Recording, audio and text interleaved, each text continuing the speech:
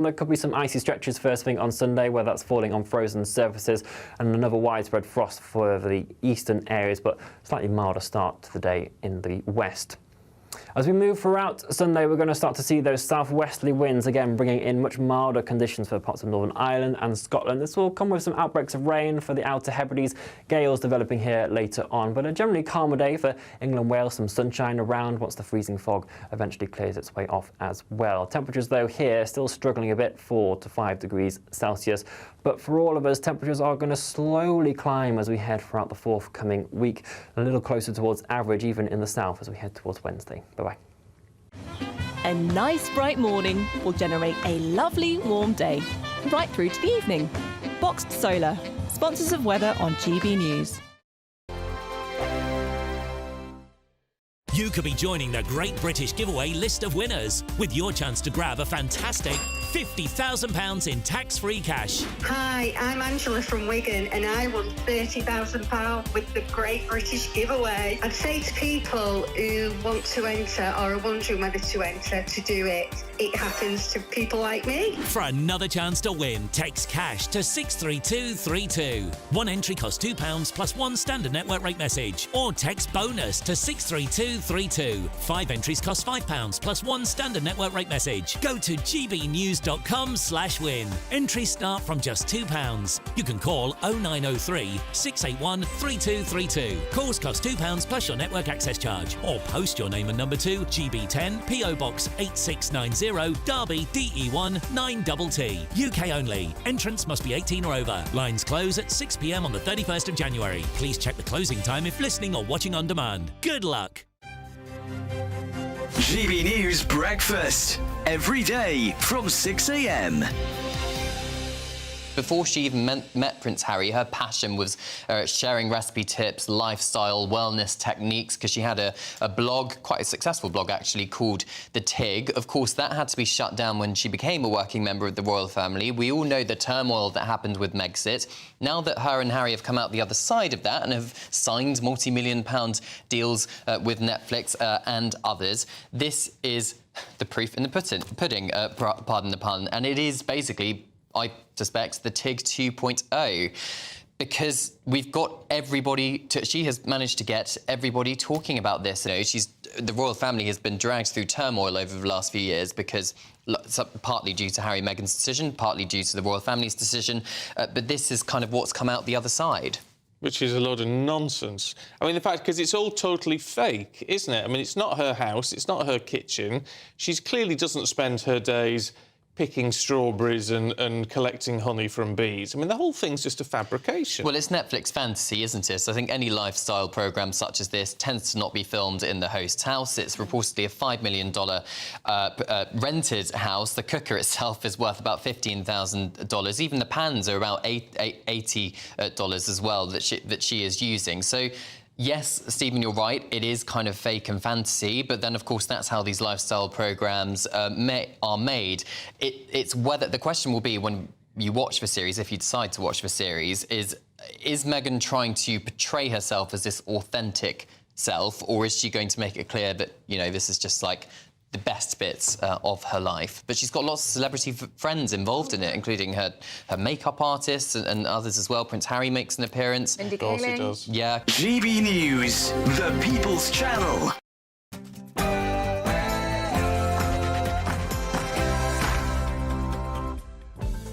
Good afternoon. It's midday on Saturday, the 11th of January. I know, halfway through the month already, knowing what's happening. This is the weekend on GB News. We've got a cracking show coming up for you. Farage forced onto the back foot over his comments about Shamima Begum.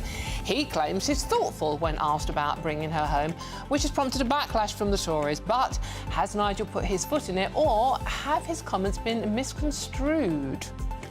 The reality is what Nigel said was national security matters. We would rather such people were in maximum security prisons in the UK rather than sitting in prisons in Syria, potentially in the hands of Islamists who might have different views. Intriguing. Then Health Secretary Wes Streeting issues his concerns about a mosque massacre in Britain as he warns language over grooming gangs risks vilifying entire communities. And Facebook founder Mark Zuckerberg says the Biden administration pressured Meta into taking down vaccine skeptic content. What do you think of that? Is that fair? I'm Dawn Neeson, and the weekend starts right here and now.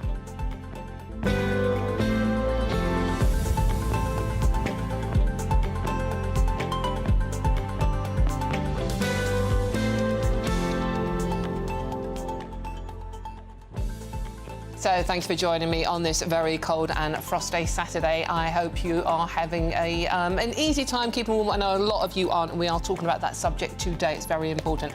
But if you've got nowhere to go, you may as well pull up your chair, sit in front of the telly and keep yourself warm with a nice cup of tea, because we've got a packed show. We have non-stop. You don't want to move a muscle apart from maybe put the kettle on, because this show is nothing without you and your views. So let me know your thoughts on all the stories we're discussing today by visiting gbnews.com/yoursay and join our conversation. What we're talking about, what you want to talk about, anything goes. It's a Saturday afternoon.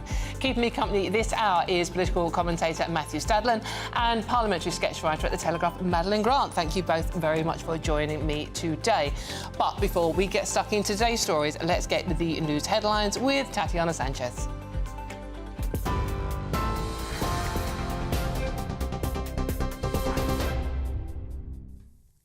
Dawn, thank you very much. The top stories. Chancellor Rachel Reeves has defended her decision to travel to China to improve economic ties at a time when soaring government borrowing costs threaten to squeeze UK public finances.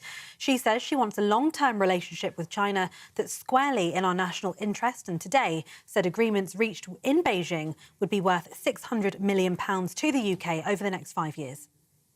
Overall, this government's re-engagement with China already sets us on course to deliver up to £1 billion of value for the UK economy. This includes across our financial services, in which the UK is a global leader. Financial services are the engine which power prosperity and growth through deep and liquid capital markets. Our two countries share great pre-existing links in this area as the highlight of our bilateral economic relationship. Rachel Reeves flew out yesterday after ignoring calls from opposition parties to cancel the trip because of market turmoil at home. The past week has seen a drop in the pound and an increase in government borrowing costs, which has fuelled speculation of more spending cuts or tax rises. The Tories have accused the Chancellor of having fled to China rather than explain how she'll fix the UK's economy. The British government's independent terrorism legislation reviewer says politicians need to take a step back and look at the bigger picture when it comes to stateless persons and the balance of national security. His comments come after Reform UK leader Nigel Farage said he'd been thoughtful when asked if the UK should consider bringing Shamima Begum back to the UK. This is what he said. I've never wanted to. I've instinctively never wanted to. But I'm now thoughtful. I'm thoughtful. I don't classify her as an all-out ISIS killer. So she's a lesser part of the equation. This comes after US President-elect Donald Trump's incoming counter-terror chief said that ISIS members in Syria should be allowed home. Reform Chairman Zia Yusuf responded to the report with our political editor Christopher Hope. If anyone actually cares about truth, then they should actually look what Nigel actually said, which was that what's happened in Syria is that there's been regime change. And let's be clear about what's happened as a result of that. You have jihadists in senior government positions. If you are a British citizen and you are concerned that there are people in Syrian prisons that are security threats to the United Kingdom, where would you rather they were sitting? Inside a prison in a now potentially jihadist-controlled Syria, or inside a maximum security prison inside the United Kingdom? And that's what the point Nigel was making. Nigel was forced to hit back at the reports, writing on social media, "I've never wanted to allow Shamima Begum back into Britain, as I literally say in this interview." In other news, the Health Secretary has warned the use of inflammatory language over grooming gangs risks vilifying entire communities. He also says he fears rhetoric could lead to atrocities, such as the Christchurch mosque shootings in New Zealand, which killed more than 50 people. Speaking to The Guardian, West Streeting said there are people in my community who have either Pakistani heritage or look different who are now more fearful today than they were before. Los Angeles authorities have declared a local health emergency for the whole county due to poor air quality as fire and smoke has blanketed the area. They've killed at least 11 people and destroyed over 10,000 homes and businesses. Over 150,000 people are now under an evacuation order. California's governor has called for an independent investigation into how critical fire hydrants ran out of water and were impaired. Hundreds of animals are being cared for by humane groups in Southern California. Sport, and David Moyes has been appointed Everton manager for the second time following the departure of Sean Dyche. Moyes spent 11 years at Goodison Park before leaving to replace Sir Alex Ferguson at Man United in 2013 and has been out of work since departing West Ham in the summer. The 61-year-old returns with the Toffees hovering just a single point above the relegation zone. The first game of his second spell is on Wednesday. And temperatures dropped to minus 18.7 degrees in the UK's coldest January night in 15 years. The Met Office says in the most northern region of the Highlands, minus 18.7 degrees was recorded. It's the coldest January overnight temperature since 2010, when temperatures dropped below minus 15 several times at several locations across the UK. Much of the UK endured below freezing temperatures overnight, dropping to minus 11 in Shap in Cumbria, with Heathrow recording minus 5. Those are the latest GB News headlines. For now, it's back to Dawn.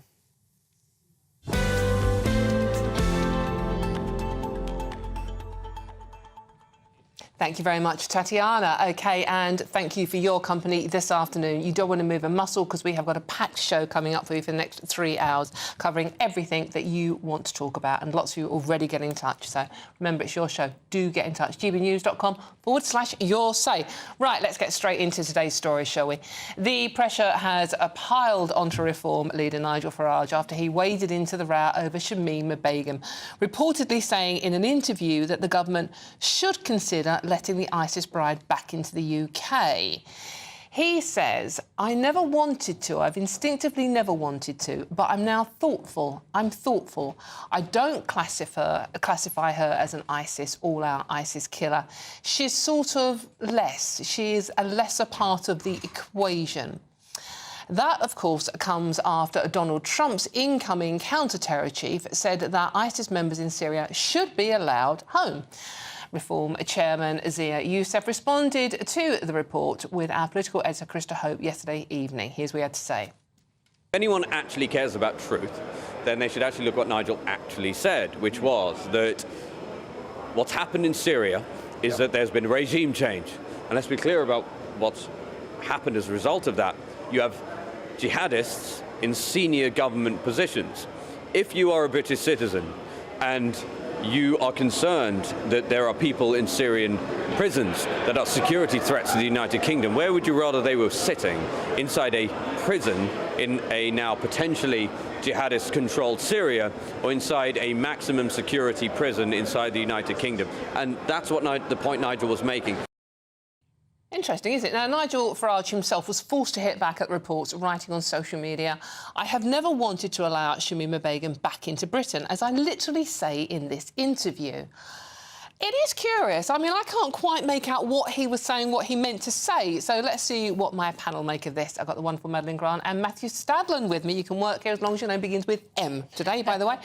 Present company excluded, obviously. Madeline, I mean, the first thing I thought was, please don't go down the Shamima Begum route. It's like Brexit. We just carry on talking about the same subject. It just does not go away. What do you make of what Nigel Farage had to say, and what do you think he actually meant? Well, I was quite surprised by those comments initially. As you say, Shamima Begum is a topic that pops up with regularity every couple of years, and then it dominates headlines, and it goes around. I think a lot of British people are quite, frankly, sick of hearing us talk about this one girl when we've got many pressing issues domestically. The way I read Nigel Farage's comments was actually that they are slightly, in this case, in response to comments made by members of the incoming Trump administration, specifically Sebastian Gorka, who I think is going to be Trump's counter-terror chief, and he said that in order to establish the special relationship and put it on a firmer footing, then they would like to see countries, including Britain, taking responsibility for their own nationals who've gone to fight for ISIS. So I viewed it in those terms. I strongly suspect, in fact, that if someone senior in the Biden administration had said, you've got to take back Shamima Begum, I'm not sure Nigel Farage would have said these things. I think there's a fair amount of politics going on here. And, of course, I think it's also fair to say that he didn't go so far as to say we must let her back. It was, as he said, thoughtful. But I think he was expressing doubts about it that he wouldn't have expressed had it come from the Democrats. To keep in with Trump? Yes. OK. Bearing in mind that Shamima Begum isn't actually a British citizen anymore, though, is she, Matthew? No, she's not, because she was stripped of her citizenship by Sajid Javid when he was Conservative Home Secretary. Nigel Farage is usually, although I disagree with most of the things that come out of his mouth, highly articulate and a very effective communicator.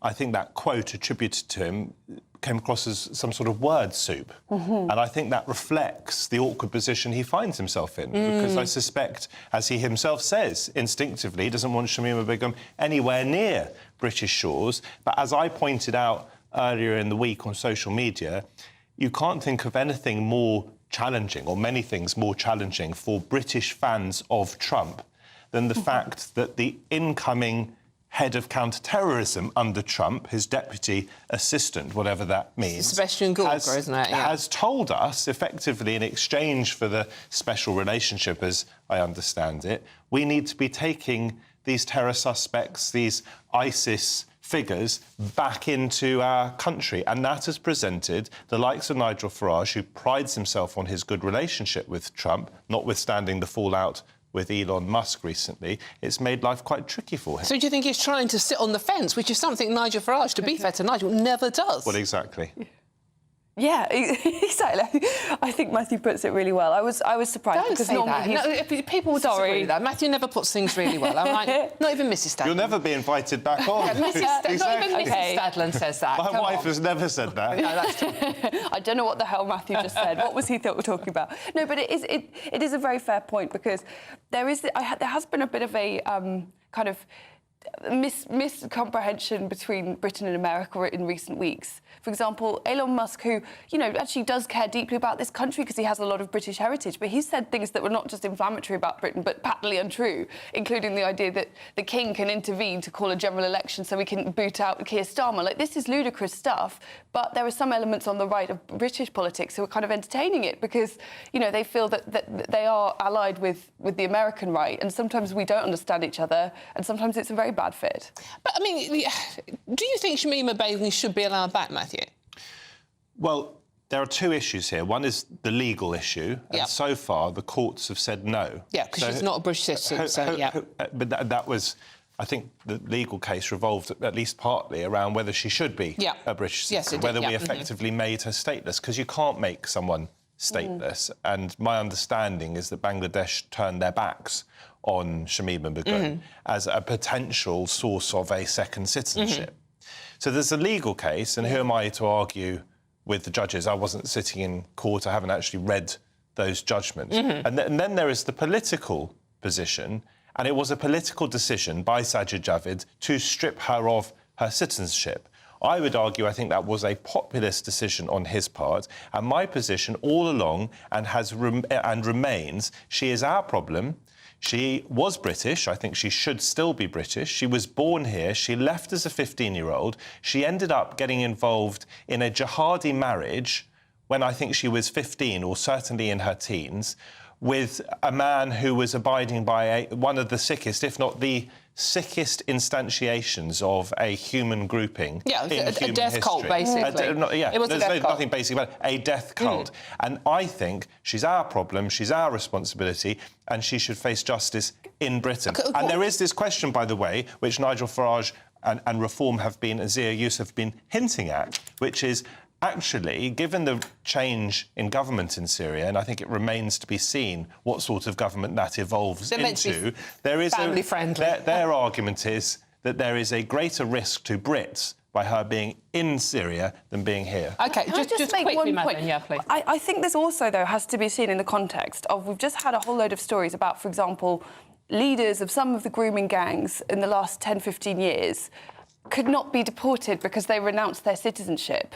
They end up claiming hundreds of thousands, possibly millions of pounds of taxpayer money to defend their right to stay in this country. And the country that that was their other citizenship refuses to take them back. I think this is part of a broader problem. We give an awful lot of aid money to countries like Bangladesh and Pakistan, and they will not take back their wrongdoers. And I think a lot of British people are quite fed up with having to pay a fortune to sustain, either through the welfare system or through legal aid, people who hate our country. And I think this has all probably come at quite a bad time for us to have the discussion about Shamima Begum, because a lot of people will view it in those terms. I disagree very strongly with that. Can I briefly very, come back very quickly? You never do anything briefly, but try and make it quick. Go on. Where we're dealing with British-born, British child rapists, the sickest crime that you can imagine up there with the sort of crimes that ISIS were committing, again, our problem, they should face justice in this country, and where people have not been hunted down by the authorities for whatever reason, including at times concerns of being called racist. We've heard about some councillors, I think, in Rotherham. That is a disgrace and should never happen again. But they are our problem. I don't believe in two-tier citizenship, and nor, by the way, to his credit, does Jacob Rees-Mogg. OK, well, the interesting thing here, and let me know what you think, is about you, gbnews.com/your say, is if we do bring Shamima back, could we trust her to be put in prison? I mean, we know our prisons are overflowing. Do we trust our prevent? Yeah. How do you get a conviction as well? It's very difficult to keep tabs on things that have happened in Syria. Good point, Madeline. Do you trust our justice system? gbnews.com/your say. Let me know what you think. And I'm also doing a poll on this as well. Every day we run our poll of the day, and today we're asking: would Britain be safer if Shamima Begum was held in a prison in the UK? We've heard what the panel say. We'll be bringing you the live results throughout the day, so make sure you stay tuned. The final result will be announced in Nana's show later on today. And for all our latest polls, news and how to vote, just go to gbnews.com/poll. Now, we're moving on. Chancellor Rachel Reeves says there is no choice but to engage with China as she seeks to restart Britain's formal economic relationship with the nation. Take a listen to what she's been saying this morning.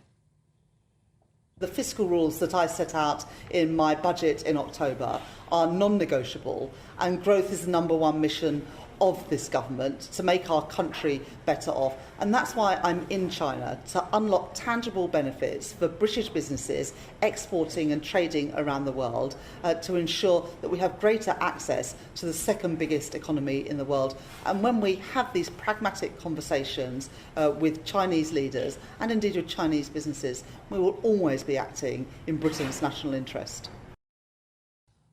OK, right. Now, well, seeing as we were all wetting our knickers a few weeks ago, Madeline, about Chinese spies and Prince Andrew having dinner with one, and now we've got Rachel Reeves, while the economy is on its knees in this country, going around China being nicey-nicey and having dinner with people. What do we make of it? I just find it so deeply embarrassing that we're going cap in hand to China.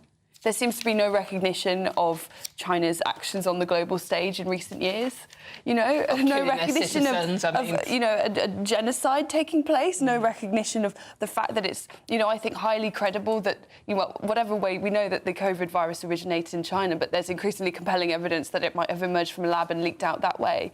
And it's just kind of shocking to me this is all happening at a time when so many other countries, our allies in Europe and further afield, are taking precisely the opposite approach to China. It is quite, you mentioned the genocide of the Uyghur Muslims out there. There's no marches in London or any other cities in this country for that every week, is there? No, there's not. I think actually a lot of what's going on here is there seems to be that the discussions are very financially focused. If you notice, she's taken the Governor of the Bank of England and other financial chiefs with her. So, there's obviously, I think, closer alignment with financial institutions. But I also think what's not being talked about is that it has a lot to do with the net zero ambition. Because China and their supply, particularly of electric cars, is going to be very difficult for us to meet that commitment without China, a very seamless flow of trade with China. But I just think that, you know, we're not talking enough about how in some ways this may cripple our country, what that could do to our domestic car production, what this says morally, given what we know China is culpable of.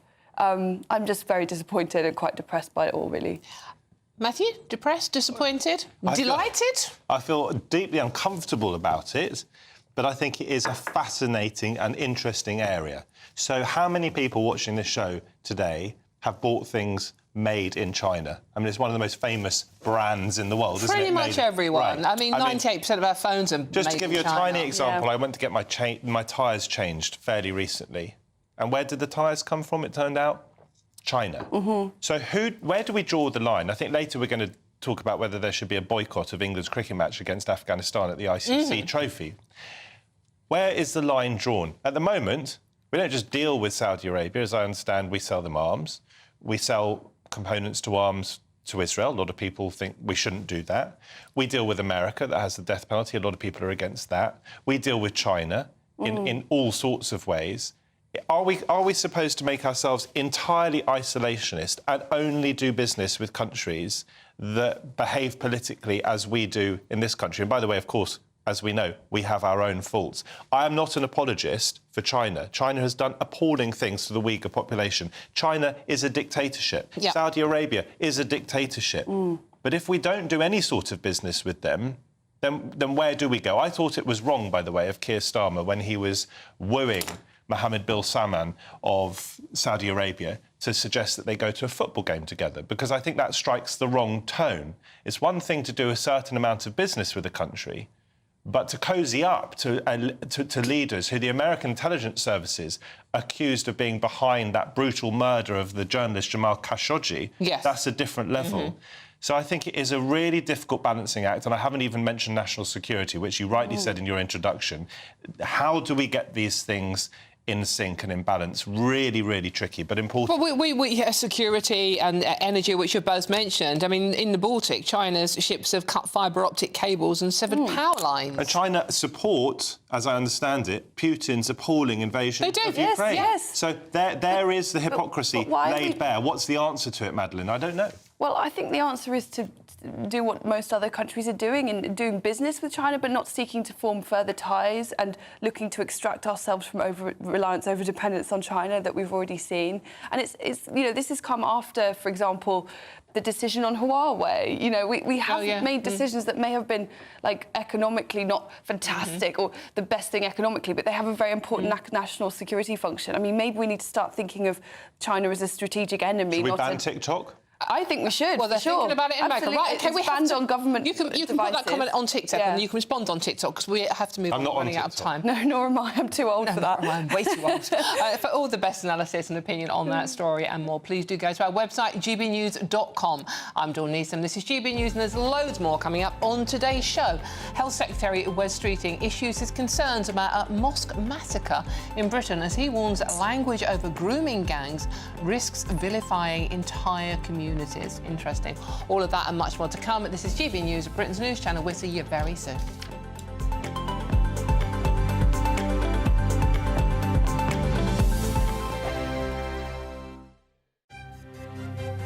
GB News Breakfast, every day from 6 a.m. Now, we're going to introduce you to Liam Wildish. Liam, well, I'd like to think he's a friend of mine because I follow him on Instagram, on TikTok there as well. You're a big fan, aren't you? Big fan, because there's what he does. He's a cleaner. He cleans signs. But the thing is, he's not employed by councils or whatever. He does this voluntarily.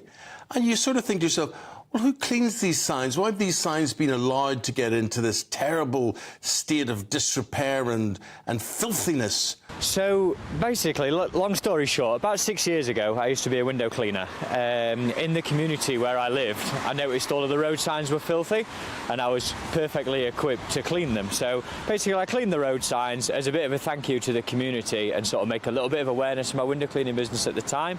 Sort of cleans up the area, makes the road safer, and that's kind of how that started. And people found it like a really satisfying sort of approach. So that sort of led on to today of a video in cleaning the dirty road signs and making sort of satisfying content with it as well. What is the equipment? What have we got here? So this is a water-fed pole system connected to a backpack, which is what feeds the water through the end of the brush there. It's perfectly equipped to basically remove this green dirty, it's like a mildew build-up that you get on the signs. Yeah. As you can see, this is like extremely effective at removing so. So GBNews viewers, if they spot a particularly grisly sign in their area, then they can get in touch. They can do, yeah. And Liam Wilder's the sign guy can sort you out. If you find Liam the sign guy online, drop me a message, let me know, and I'll add you to my list of places. GBNews, the People's Channel. If you want your news to be straight talking, this is a nightmare for the Conservatives again. Down to earth. It's not just Nottingham where this is happening, is it? And most importantly, honest. Hard-working, middle-class taxpayers, they'll get the book thrown at them. They catch me, Martin Daubney, Monday to Friday, 3 till 6 p.m. on GB News, Britain's news channel.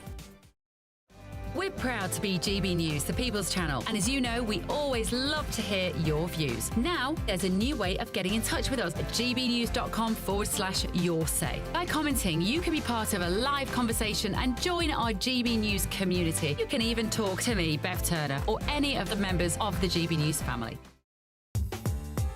I'm Christopher Hope. From pop stars to politicians, I'll interview anybody in a pub who's got a political opinion. Join me every Friday on Spotify, Apple Podcasts, YouTube or gbnews.com, or wherever you get your podcasts. This is GB News, the People's Channel.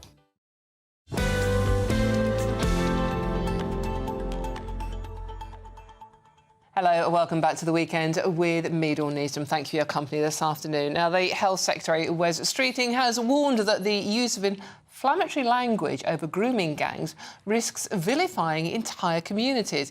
He's also said that fears rhetoric could lead to atrocities such as the Christchurch mosque shootings in New Zealand. Remember, that was awful, which killed more than 50 people. Speaking to The Guardian, he says there are people in my community who have either Pakistani heritage or look different, who are now more fearful today than they were before. Wes Streeting's constituency is Ilford North in East London, Essex borders.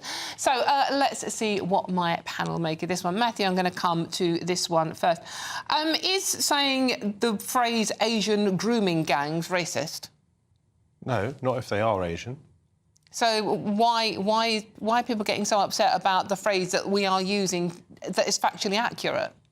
So the Telegraph highlighted some statistics yesterday from police forces, I think, across England and Wales. Yes, it did, yeah. And in the first 9 months of last year, when you're talking about group-based sexual exploitation, I think Pakistani, in inverted commas, I don't know whether that's British Pakistani or people who aren't yet British, were suspects in, I think, something like 13.7% of cases. I think white people were suspects in about 60-odd%. So Pakistani, according to that data, and it's not entire, so we were advised by the police to take it with some caveats. I think it's only about a third of the cases where the information is assembled, where the data is assembled. Pakistani British or Pakistani people are overrepresented, but it is also true that the vast majority, and yes, we are a vastly majority white country, are white. So, where there is a particular problem involving one community, it's obviously right to try to understand that so that we can better hunt down the perpetrators. What mustn't happen is that we tar whole communities, including, by the way, not just men, but women and children, who are the victims of so much of this sort of crime. We mustn't tar those communities, because if you imagine, for example, being a 14-year-old girl who happens to have Pakistani heritage, and you hear in the media that Pakistani men are being all lumped together with these monsters, that's a bad place to be. At the same time, we absolutely have to protect girls who are the victims of, in some cases, largely Pakistani or Pakistani British rape gangs. OK, so Madeleine, do you think that we, everybody out here, is lumping all Pakistani men in this group, or are we just talking about the monsters that commit these horrendous crimes?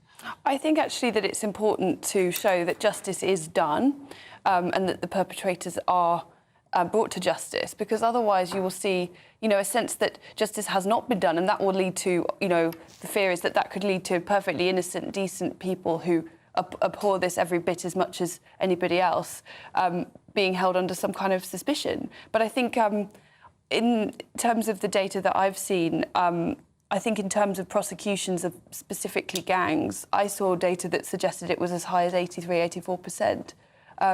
Perhaps suspects is a different matter, but I think Wes Streeting is a much more intelligent and thoughtful politician than Keir Starmer, actually. So in his remarks, he did acknowledge the fact that political correctness meant that people were afraid to raise the alarm, and this led to people evading justice for a very long time. But then he goes on, I think, to say, and he singles out specifically Kemi Badenoch for having used inflammatory language that he fears could lead to some kind of Christchurch, New Zealand-style atrocity. He didn't go on to say what it was that Kemi Badenoch had said that was so problematic to him. And I think that this could almost be part of the problem, that you're using an atrocity carried out by a maniac in another country to kind of tone police the debate here, using kind of innuendo and not explicitly saying what it is that has been said that is so objectionable. Could I help with this, just briefly? So I don't think, seen anything myself inflammatory that Kemi Badenoch has said. I thought it was the wrong approach to hijack that children's bill, which is designed to protect children this week, to try and force a vote, which I don't think was ever going to... There's a lot of debate about that, and that's not what this particular chat is about. But the problem I have is with Robert Jenrick, who could easily have become leader of the Tory party, who has used, in a Telegraph article that he wrote last week, he's used the British Pakistani or Pakistani rape gangs as a way to attack mass migration. And I have an obvious problem with that. And I think what Wes Streeting is trying to do is to say, of course, we have to go after, without fear or favour, the perpetrators, whatever ethnicity they are. But at the same time, let's remember that the vast majority of our ethnic minority populations are innocent in this country. OK, well, I mean, can I help a bit? What is it that Kemi Badenoch said? Because he talked about her specifically. He was not talking about Robert Jenrick. If you're going to start tone policing, be specific about what people have said. Yeah. Be specific, because otherwise there is that general sense that I think people have felt for a very long time that kind of using the possibility that people could be subject to racism has already been used to silence much-needed discussions on this. It's part of the reason that some of the details of this have come to public awareness so belatedly, and why people are so very angry about it now. So to me, I thought, actually, I think Wes Streeting, frankly, is a bit better than this. I expected more from him. OK, interesting. And a lot of you are getting in touch as well. Silog, if I'm pronouncing your name correctly, if Wes Streeting is concerned about Muslims being targeted for the actions of the rape gangs, maybe these communities need to call out the rapists themselves. But, how many imams and mosques do we have talking about this? We are coming... Unfortunately, we're running out of time, Matthew. I know you want to say more. And then, meanwhile, a government spokesman from the Home Office issued the following statement. No child should ever suffer sexual abuse or exploitation, and it is paramount we do more to protect vulnerable children, which is why we are working at pace across government to drive forward real action. OK, and later tonight, this is important, please don't miss Charlie Peters' brilliant documentary on this subject. That's at 8 o'clock tonight on GB News. It's our exclusive. I'm Dawn Neeson. This is GB News. There's loads more coming up on today's show. Take a breath, Dawn. But first, let's get the news headlines with Tatiana Sanchez.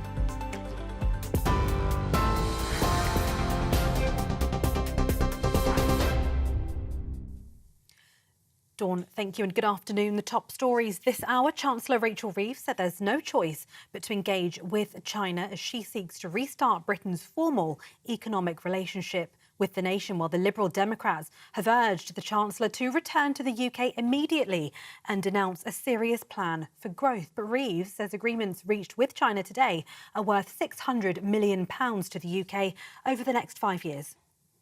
Overall, this government's re-engagement with China already sets us on course to deliver up to £1 billion of value for the UK economy.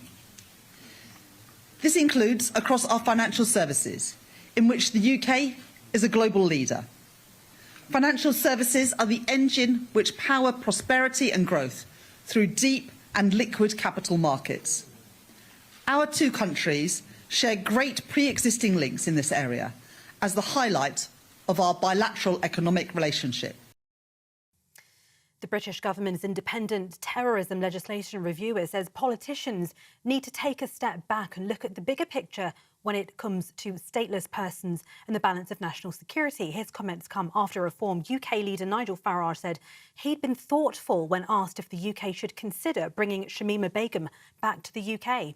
This is what Farage has said. I've never wanted to. I've instinctively never wanted to. But I'm now thoughtful. I'm thoughtful. I don't classify her as an an all-out ISIS killer. So she's she's a lesser part of the equation. While reports have suggested the Reform UK leader said the UK government should consider allowing Begum, who left the country to join the Islamic State group in 2015, to return to the UK, but Nigel was forced to hit back at those reports, writing on social media, "I've never wanted to allow Shamima Begum back into Britain, as I literally say in my interview." And Los Angeles authorities have declared a local health emergency for the whole county due to poor air quality as fire and smoke has blanketed the area. They've killed at least 11 people and destroyed over 10,000 homes and businesses. California's governor has called for an independent investigation into how critical fire hydrants ran out of water and were impaired. Hundreds of animals are being cared for by humane groups in Southern California. And those are the latest GB News headlines for now. More from me in half an hour. For the very latest GB News direct to your smartphone, sign up to News Alerts by scanning the QR code or go to gbnews.com/alerts.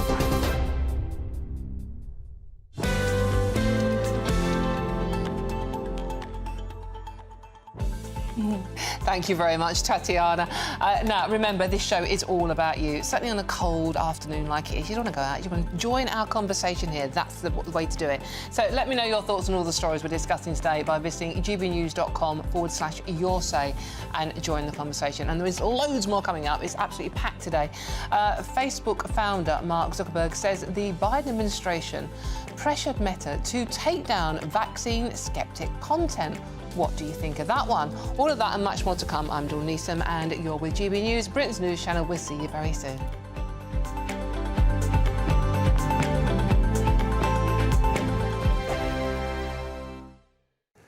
Hello there, welcome to your latest GB News weather report provided by the Met Office. A very chilly start to the weekend for many of us.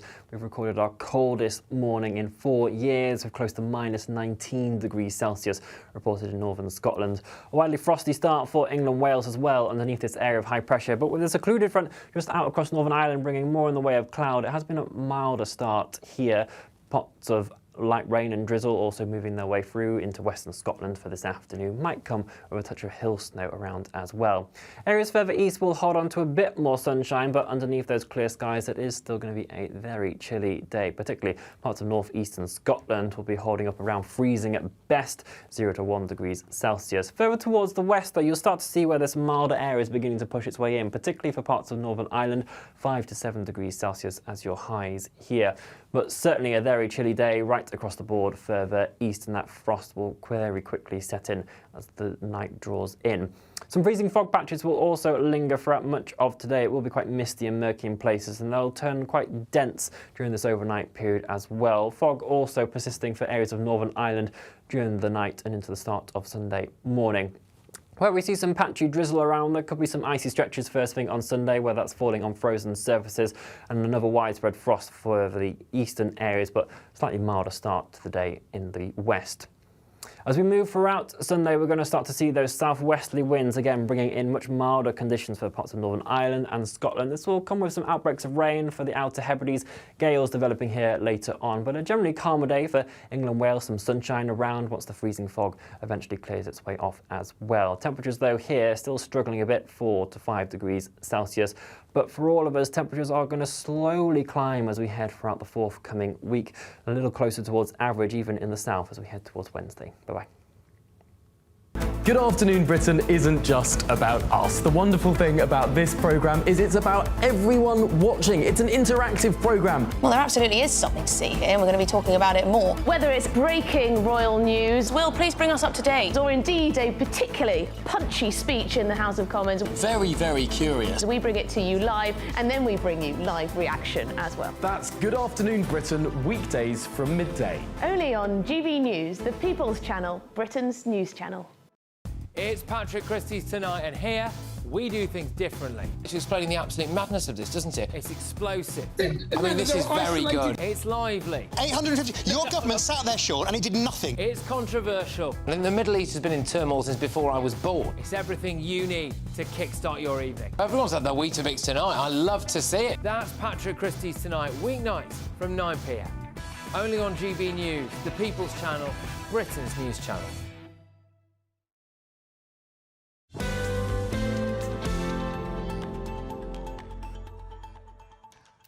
Welcome back to the weekend with me, Dawn Neeson. Thank you for your company this afternoon. Now, I just want to read a couple of your messages out because a lot of you have been getting in touch, which is great. Thank you for your company, as I said, this afternoon. Joyce, we've just been talking about the grooming gangs. It's the story of the week. It's not going away anytime soon. Joyce says, a great evil has stained the country and we need to watch our language. Get real, Wes Streeting. Wes Streeting said we need to dial down the rhetoric when we're talking about Asian grooming gangs. Get real, Streeting. The evil has been covered up for far too long. Many of you agree with that. And meanwhile, Jenny says, shame the Labour Party weren't more concerned about the young white girls who fear for their safety. No one has lumped all Pakistani communities in the same pot, but given the statistics, whatever in being, I would expect far more are aware the community then did nothing. So if that's the case, we've got a larger problem with the culture amongst the Pakistani community. Strong words, let me know what you think. Very easy to get involved. gbnews.com/your say. Now, we're moving on. Meta boss Mark Zuckerberg has accused the Joe Biden administration of pushing to censor posts about the COVID-19 vaccine on his platforms. In a surprise appearance on the Joe Rogan podcast, Zuckerberg said he was left staggered by the extent to which the US government lobbied to have posts taken down. Now, it wasn't just lobbying, by the way. You know, the administration would phone Zuckerberg's team up and shout down the phone at them over something that was posted on Facebook. Even a meme, even a little cartoon joke about the COVID vaccine. Let's see what my panel make of this one. Matthew, coming to this one first. I watched this interview with Mark Zuckerberg, sort of like with my mouth open. All of it? Pretty much all of it, yeah. I don't have much for life. You can guess that. You know that. You know, a West Ham fan, by the way. So it was either that or West Ham losing to Aston Villa. It was a short straw. Yeah, exactly. Yeah, all right, you can shut up as well. OK, so what do we make of this? I mean, it's like, you know, we all thought at the time that there was a lot of censorship going on, because if you put something about a COVID vaccine on social media, it was instantly taken down. Or there was a note. Or there was a note underneath Even if you mentioned it. Yeah. And a lot of people like GB News' very own Bev Turner faced all sorts of horrors because she was speaking out. Even if you mentioned COVID in a way that was pro-vaccination, you would get just the word COVID. Just the word COVID, yeah, we started asterisking. Oh, I forgot about that. It's so true. So I think there are two things to think about. It almost feels a little bit like after a war, doesn't it? When the dust settles and we start re-evaluating where we stood on certain things. First of all, on Zuckerberg, I just found it nauseating to watch him. This is a man who seems to have gone full circle, well, not full circle, 180 degrees. Yes, absolutely, right? yeah. I think no one disagrees with that. In the space of a minute. And why is he doing it? My argument, I can't get inside his head, and he's not here to defend himself. My argument would be because he wants to position his company in a way that doesn't antagonise the incoming president of the United States. I think we should probably, at the very least, be cynical of what he's doing. But, right? absolutely. But leave him outside. Leave him aside for a second. I'm not totally sure of what I think of this, because it isn't on the one hand, on the other hand for me at the moment, and probably you'll help me change my mind or fix my mind. We were facing a pandemic that was robbing us of millions of lives around the world. The vaccine was a route out of that. Anti-vax propaganda risked losing people their lives on quite a grand scale, if gone unchecked. So I understand why there was an urge to at least put checks and balances on that. But on the other hand, I believe in free speech within the law, And so some of what happened during the pandemic, I hope at the time, and certainly now, makes me feel uncomfortable. Yeah, so, I mean, but nobody was breaking the law by saying, I'm concerned about this vaccine, has it been tested enough? No, that's not breaking the law. And you know what is very good for anti-vax propaganda? Is when it's clear that there's been a conspiracy of silence and that no one is allowed to speak freely, and that actually we were told that this was not happening. I remember many people writing about this at the time and being told, oh, of course we're not censoring the social media, the big tech companies. And it's you know, obviously they were doing that, and we're only hearing about it now belatedly. And Matthew's quite right that Mark Zuckerberg has been a real little toad here, because he was very happy to do Joe Biden's bidding at the time, and now and only now is he speaking out about it. Do you blame him, You know, where was he? With Trump coming in, do you blame him? I suppose they have to. I blame more the government. I think that actually this has been a terrible strategy in the long term when it comes to people's trusts in medication and in vaccines. and again, this was not. I think Matthew's right that we do look back at a very crazy time, and you know, not everything that we did during that time is something that we're proud of today. But I think I remember many sensible scientists saying, look, if you hound and demonise anyone who wants to talk about the realities of the vaccine or express any sort of disenchantment, and they often oversold what the vaccine could do. You know, they told people that not only would it protect you, but it prevented the spread. And then it turned out that it wasn't. Because that's what the science led them to believe at the time. I don't think that was disinformation. But there were scientists who were not being listened to, who had the wrong opinion. Yeah. People like Matt Ridley, he made this point many times, that if you really want to destroy public trust in science, then you oversell and then you smear and censor those who have an alternative viewpoint. And now I think we're seeing long-term a hesitancy towards vaccines that wasn't there before the pandemic, and that's a tragedy. So the censorship has had... Towards all vaccines, yes. Absolutely, yeah. OK, well, what do you think? I mean, this was a huge debate back in the day. gbnews.com/your say. It will be a huge debate again, no doubt, because of this. I'm Dawn Neeson. This is GB News, and there's loads more coming up on today's show. We're going to talk cricket. England's cricket chiefs are facing calls to do the right thing and boycott their upcoming match against Afghanistan over Afghanistan's treatment of women. All of that and much more to come. This is GB News, Britain's news channel. You don't want to miss what's coming next.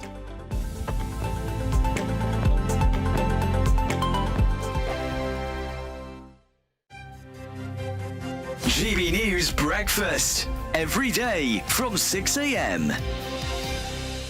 Should we talk about the weather? Yes. Apparently, all of this weather is leading to bunk-off Monday, Dawn. Yeah, this is the front page of the Daily Star, which is a very attractive picture of a potato on a couch. So everyone... As if we haven't done enough of that over the last... Everyone working from home today, hope you're having a nice time, because we're obviously not. Yeah, so sickies will double today. Bunk-off Monday. Millions of workers call in ill to avoid the snow. Now, obviously, for many people, it's the first day back after the Christmas and New Year break as well. Many people have had 2 weeks off. And the weather gives you a bit of an excuse to maybe extend that break. Now, look, don't get me wrong, up in the north it is terribly bad, and we had airports shut at the weekend, football games being potentially called off, etc., and it was awful. However, in many parts of the country, certainly in London and the South East, it's just rain. There's just puddles out there, people. There's no excuse. Just go to work. Down here. And the security guy said he can't work from home. He can't work from home. He's got to come in, isn't he? Well, there are so many. It does tend to be the working class jobs as well, the ones that you can't do from home. The people running the supermarkets, the people running the NHS, the people, the postmen, the dustbin people. I mean, all these people are the ones that have to get out there no matter what the weather and get on with it. Yeah, exactly. So it's all these, and we had stories over the other day, didn't we, about people working from home from a beach in Ibiza. Exactly. And from Barbados. People working for local councils. Yeah, I've got a few friends in corporate jobs today who've got the week off work. Oh, dear. And have you affected by the weather over the week? No, not at all. Well, yes. My golf was cancelled yesterday. Oh, my God! How did you... Snowfall, my golf was cancelled, a mighty woe, but couldn't get it out there.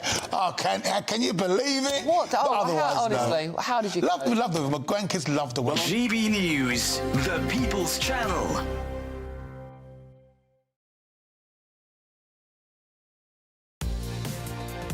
Mornings don't have to be tiresome, especially if you have the right company. Wake up to news as it happens, opinion and debate, and of course, a little bit of entertainment too. Because when the kettle's on, we're on. That's Breakfast on GB News, a show worth waking up for. Every morning from 6 a.m. Only on the People's Channel, Britain's news channel. We'll spread the news, you spread the word. Join me, Camilla Tominey, for a frank and honest discussion with those in power that cuts through the spin and gets to the heart of the issues shaping our nation. You haven't confirmed that you want to stand as leader, but you haven't ruled it out either. This report basically says that he's not fit to stand trial. Is he indecisive? Incompetent? I deliver the dose of reality Westminster needs. That's the Camilla Tominey Show at 9:30 every Sunday on GB News, the People's Channel, Britain's news channel.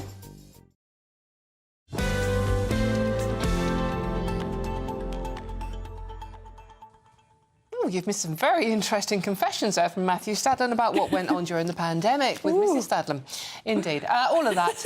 Thanks, Dawn. Sorry. Mrs Stadlen, if you're watching, good luck, my love. OK, welcome back. This is GB News The Weekend with me, Dawn Neeson. Now, England's cricket chiefs are facing calls to do the right thing and boycott their upcoming match against Afghanistan. Protesters are demanding that the England and Wales Cricket Board boycotts next month's Champions Trophy match as a message of defiance against the Taliban. The Afghanistan rulers have outlawed female participation in sport. Actually, they're basically outlawing being a woman at the moment. You can't talk, you can't go outside, you can't even have a window in your house where anyone passing might be able to see you. What they're doing to women, don't get me started, I haven't got a long enough show. OK, so let's see what my panel make of this one. I'm actually going to go to you first, Matthew. You are a huge, huge cricket fan. This is the front page of the Express today. I'm just going to wave it up there in front of you so you can see. There you go. Yeah, there you go. So, Afghanistan are treating women beyond appallingly. So should England be making a stand and not playing the Afghanistan men's team? Well, firstly, as a massive England cricket fan, by far the more important thing here is that the right decision is arrived at than that England do well in this tournament, much as I would like us to do well in this tournament. Well said, Matthew. Right? Thank you. Right. Madeline? Sorry. Yeah. And secondly, I think probably on balance, yes, it should be boycotted. I don't think that England players should have been put in this position because I think this should have been an ICC, International Cricket Council position in the first place. Yeah. I think their own rules state that if your country doesn't allow you to have a women's team, you can't have a men's team. Yes. The real shame about this and why I think it's slightly different from apartheid South Africa is that in the case of apartheid South Africa, we boycotted, although there were rebel tours, which I massively opposed, but we boycotted sport in South Africa to try to get at the regime because sport meant so much to the white population, which were ruling with that vicious regime over the majority black population. In this case, I doubt it will have much effect. And I also really feel for what I hope is the majority of Afghanis who hate the Taliban, who are living under their yoke, male and female, and who love to see the Afghani team have some success, which, by the way, they've had. I also feel really sorry for the Afghan male cricket team, whose fault the Taliban are not, who themselves, as I understand it, are living in exile. That said, I don't see how we can play a game of cricket with a men's team when the women's team are not allowed to play, and when women are treated, as you say, absolutely horrific. Beyond appallingly. Right, so Lisa Nandy, who is what is she these days? Culture Secretary, has said that the game shouldn't deny sports fans the opportunity to watch something they love. I'm sorry, what about the women and the girls who are denied a life? To me, very quickly, Madeline. I mean, as women, as feminists, you look at what's happening in Afghanistan and we feel not just disgust and contempt for the monsters that are doing this and just absolute sympathy and solidarity with women in Afghanistan, but we also feel a sense of impotence. There's nothing we can do. We decided the West withdrew from Afghanistan, leaving the women to their fate. There is nothing that we can do to help these women. It's a horrible, horrible feeling. So for me, this is just the smallest, tiniest gesture that we can do to show the women of Afghanistan that we do stand with them and that we deplore the regime. So I think we should do it. And also our former number three. I've got to go. Thank you, but I completely agree with every word what she said. I'm Dawn Neeson. Loads more coming up on today's show. Don't go anywhere. It's the Reform UK North West Conference today in Chester, and we're expecting Party Chairman Zia Yusuf very, very soon. We'll be there live for you. Don't want to miss that. But first, let's get the weather with Jonathan. Spoiler alert: it's cold.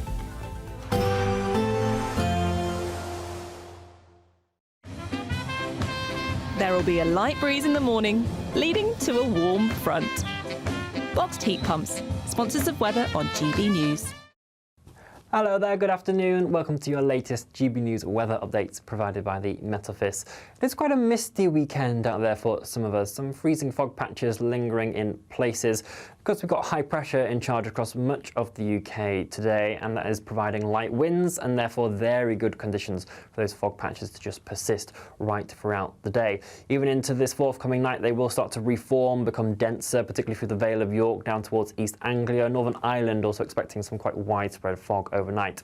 This cloud in the middle will provide some patchy outbreaks of drizzle in places, and that could cause some icy stretches where it's falling on frozen surfaces, because particularly in the east we are expecting another widespread frost to be developing here. But as we start off Sunday morning, there is going to be a noticeable west to east split in conditions. Whilst it certainly is going to be very chilly off towards the east, we've got some slightly milder air pushing into the west, so parts of Wales, southwest England and Northern Ireland, temperatures actually starting on the positive side of the temperature scale. It certainly is, though, worth remembering that those fog patches will be around first thing in the morning, so if you are travelling, do remember to take care.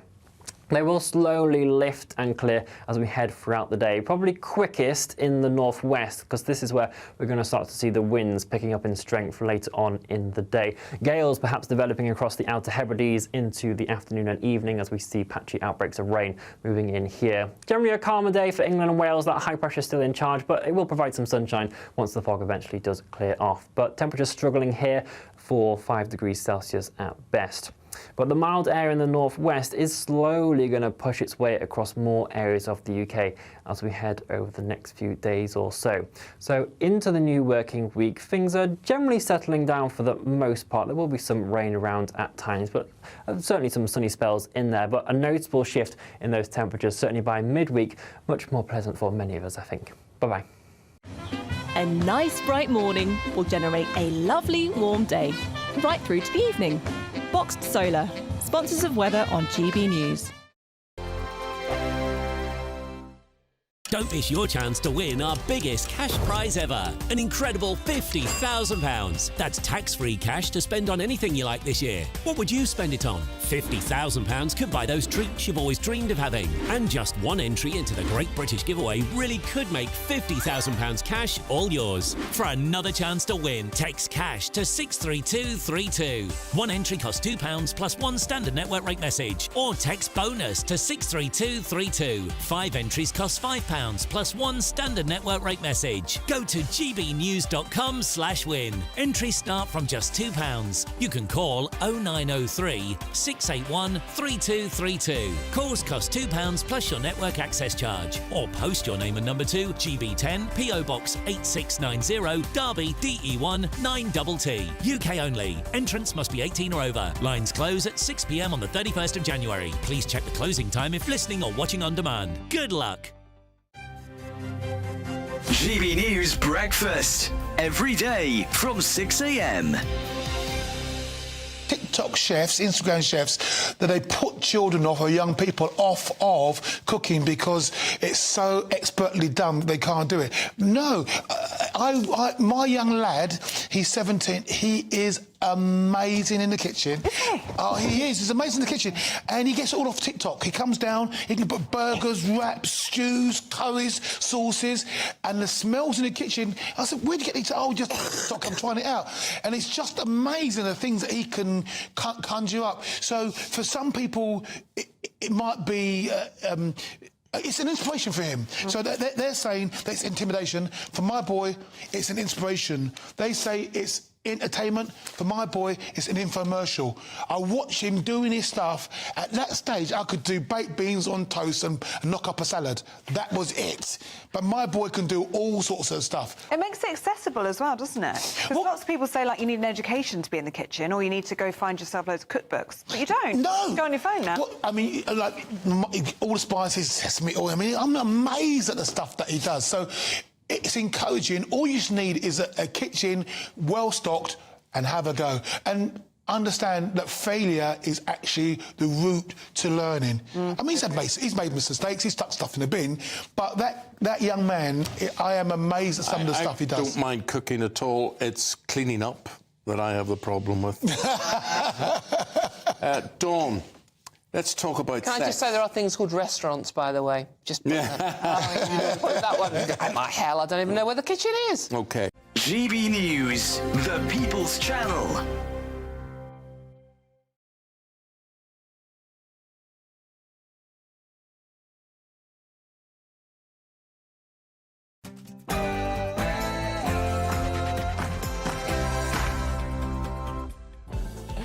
Good afternoon. It's 1 o'clock on Saturday, the 11th of January, and thank you for joining me this afternoon. This is the weekend on GB News. Now, we've got a cracking, packed show, so I don't want to move a muscle. Farage forced onto the back foot over his comments about Shamima Begum. He claims he's thoughtful when asked about bringing her home, which has prompted a backlash from Tories and Labour. But has Nigel put his foot in it, or have his comments been misconstrued slightly? The reality is what Nigel said was national security matters. We would rather such people were in maximum security prisons in the UK rather than sitting in prisons in Syria, potentially in the hands of Islamists who might have different views. And speaking of Zia Yusuf, he'll be taking the stage at any moment now at the Reform UK Northwest Conference in Chester. You can see live pictures there of the stage set for him. And as soon as he's up there on that stage in front of you, we'll be there joining him and bringing you what he's got to say live. And there's a lot to talk about, isn't there? But while we're waiting for that, let's talk about West Streeting, shall we? The Health Secretary has issued concerns about a mosque massacre in Britain, as he warns language over grooming gangs risks vilifying entire communities. And the country is being battered by cold temperatures, and there are warnings today that gas supplies are running low, threatening rolling blackouts across the UK. I'm Dawn Neeson, and this is The Weekend.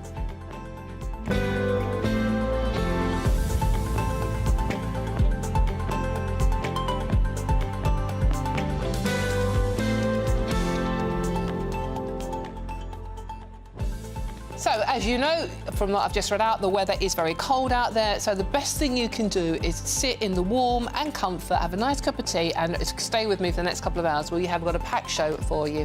And this show is all about you and your views. So let me know your thoughts on all the stories we're discussing today.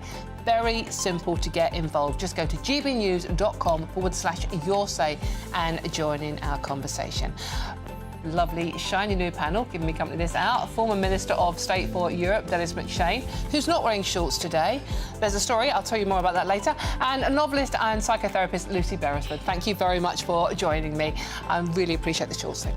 But before we get stuck into today's stories, let's get the news with Tatiana Sanchez.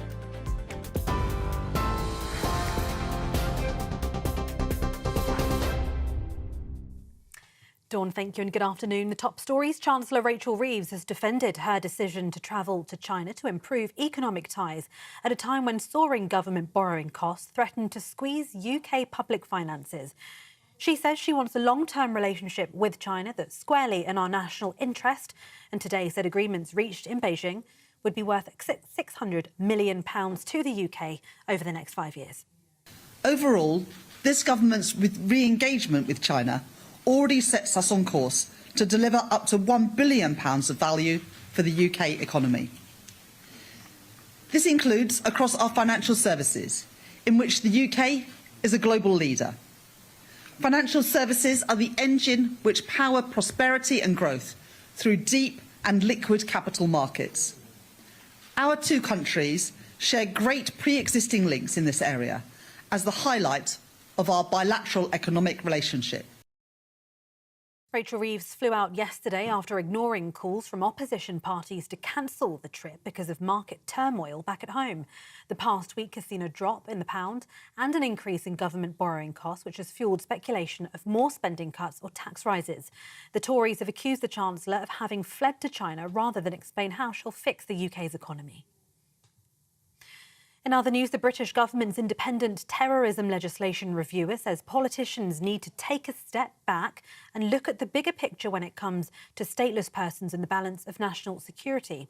His comments come after Reform UK leader Nigel Farage said he'd been thoughtful when asked if the UK should consider bringing back Shamima Begum to the UK. This is what Farage had to say. I've never wanted to. I've instinctively never wanted to, but I'm now thoughtful. I'm thoughtful. I don't classify her as an all-out ISIS killer, so she's a lesser part of the equation. This comes after US President-elect Donald Trump's incoming counter-terror chief said that ISIS members in Syria should be allowed home.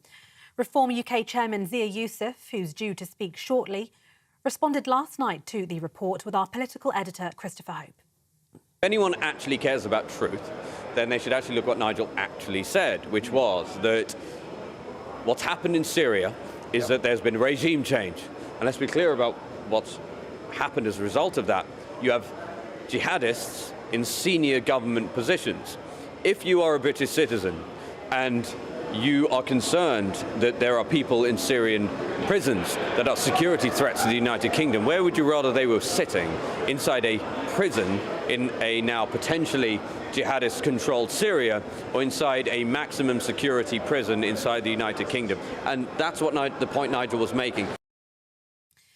Nigel was forced to hit back at the reports, writing on social media, "I've never wanted to allow Shamima Begum back into Britain, as I literally say in this interview." The Health Secretary has warned the use of inflammatory language over grooming gangs risks vilifying entire communities. He also says he fears rhetoric could lead to atrocities, such as the Christchurch mosque shootings in New Zealand, which killed more than 50 people. Speaking to The Guardian, West Streeting says there are people in my community who have either Pakistani heritage or look different, who are now more fearful today than they were before. And Los Angeles authorities have declared a local health emergency for the whole county due to poor air quality, as fire and smoke has blanketed the area. They've killed at least 11 people and destroyed over 10,000 homes and businesses. Over 150,000 people are under an evacuation order. California's governor has called for an independent investigation into how critical fire hydrants ran out of water and were impaired. And those are the latest GB News headlines for now. More from me in half an hour.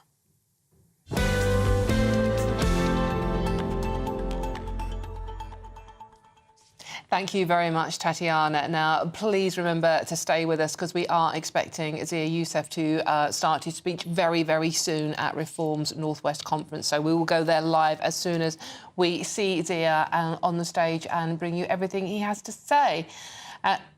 Right, and he is there. So it's Reform UK Northwest Conference in Chester, and here is Zia Yusuf for you.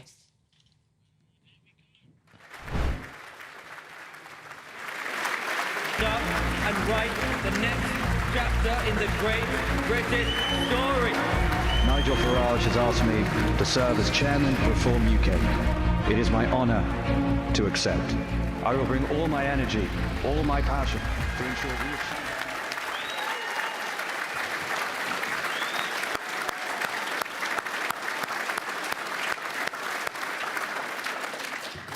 Hello, Reform UK. Welcome all of you to the Reform Northwest of England Conference. What a time it is for us to gather, because we are on a roll, aren't we? Yay! What an incredible year it was. You know, a year ago, Nigel was enjoying his blissful retirement. Reform are polling at 8%, rising fast under Richard's brilliant leadership. Rishi Sunak was in Downing Street, helplessly... We haven't got to the pantomime bit yet. That's Richard a bit later. He was still helplessly watching boat after boat cross our borders, illegally. A year on, Reform is the talk not just of the United Kingdom, ladies and gentlemen, but of the Western world. We've captured the hearts and the imaginations of millions to whom we offer hope.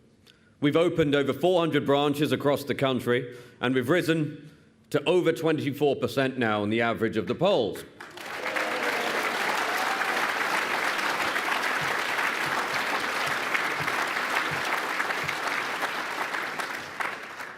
And here's my favourite bit about where we are now in this country. A real silver lining to this awful cloud of a Starmer government. Ladies and gentlemen, a gentleman named Nigel Farage is now the bookmaker's favourite to be the next Prime Minister of the United Kingdom.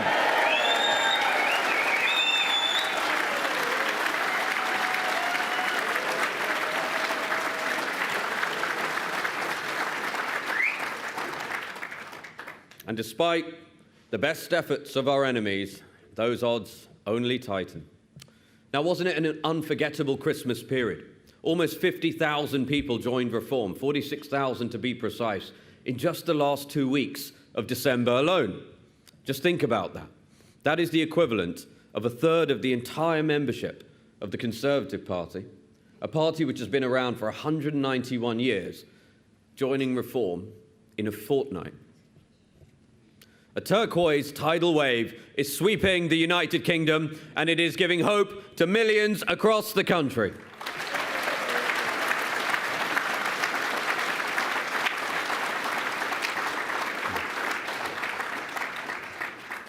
So much so that the two old parties have already gotten together and launched their emergency countermeasures. What are those? Well, they're going to cancel elections, of course. They're going to deny millions of people across England their democratic right to boot out the awful councillors that have failed them for years. Now, if anyone has any doubt about why they're doing this, the councils that have requested to delay contact with their electorate are Tory-controlled and, of course, where Reform support is strongest.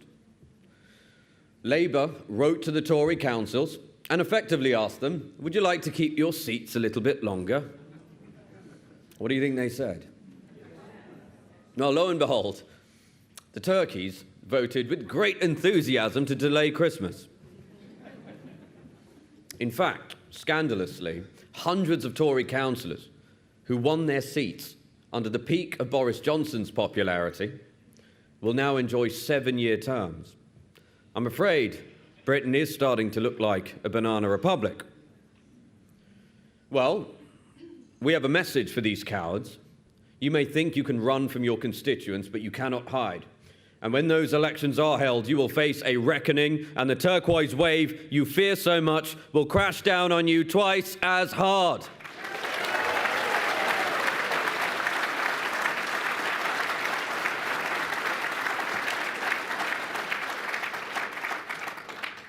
But look, we're gathered here knowing deep in our hearts that the country we love is in trouble.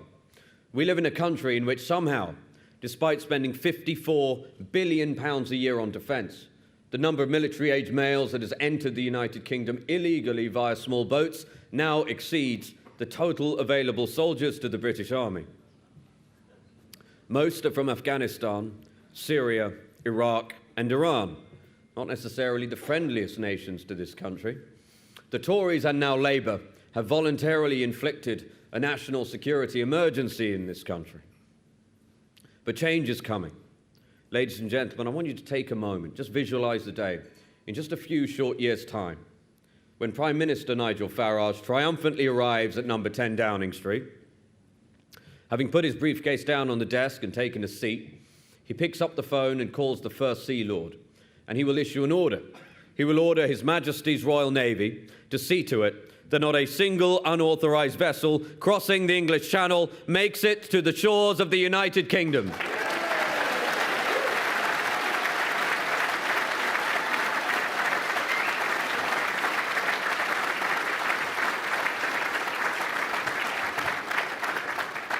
Now, I'm well aware that the procedure is to go via the Minister of Defence, but I think Nigel should make that call himself, don't you? So look, the Royal Navy will embark on a humanitarian mission to pick up those attempting this incredibly hazardous journey, ensuring no one is harmed and taking them back to France for their own safety. We'll leave the ECHR. We will replace it with a British Bill of Rights.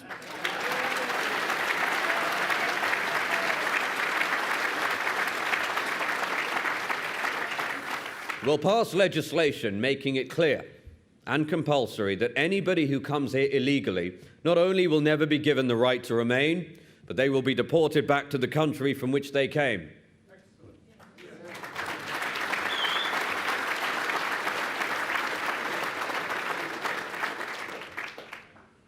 This is the most tolerant country in the world, but if your first act upon coming to this country is to break British laws, instead of being given free accommodation and phones, you'll be removed promptly and efficiently.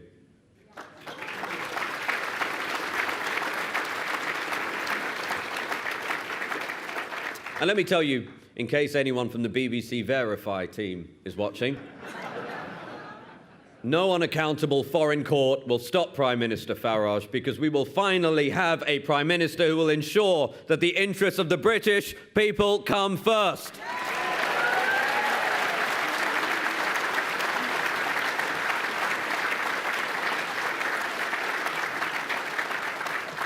Now, a Reform government will also do something that Labour have refused to do unanimously.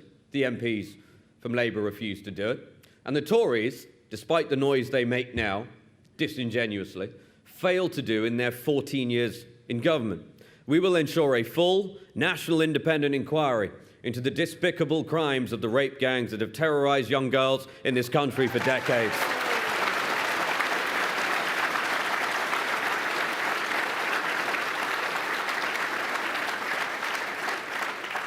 It will leave no stone unturned to ensure justice for the victims and their families. It will ensure that the demonic perpetrators and the officials who enable them by turning a blind eye are brought to justice and are made to pay a heavy price for their crimes.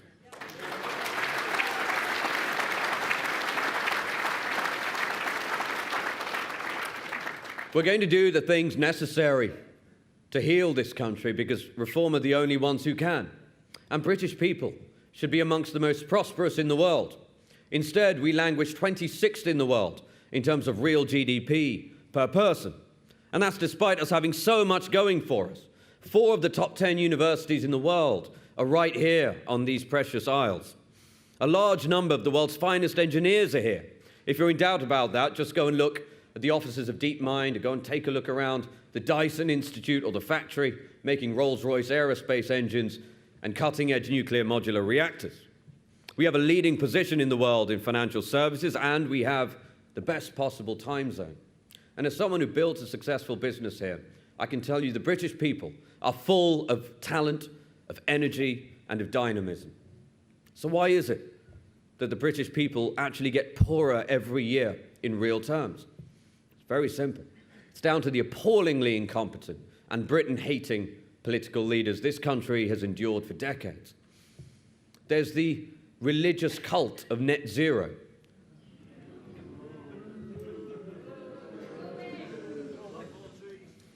An appalling theft of hard-working British people's jobs and money. To do what?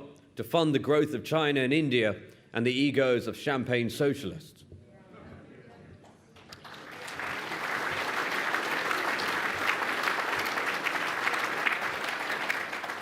Speaking of champagne socialists, I have a quick question for Boris Johnson and Mad Ed Miliband. If renewables are so cheap, like they kept telling us, then why have British people been forced to subsidise renewables to the tune of over £90 billion over the last decade?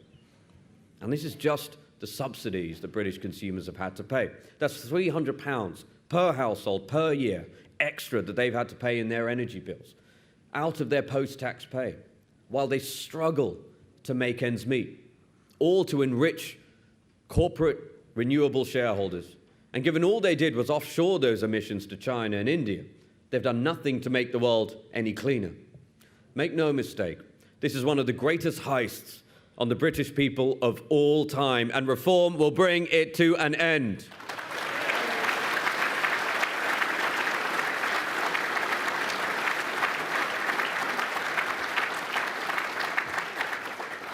And, you know, Rachel Reeves is currently in China, you may have seen.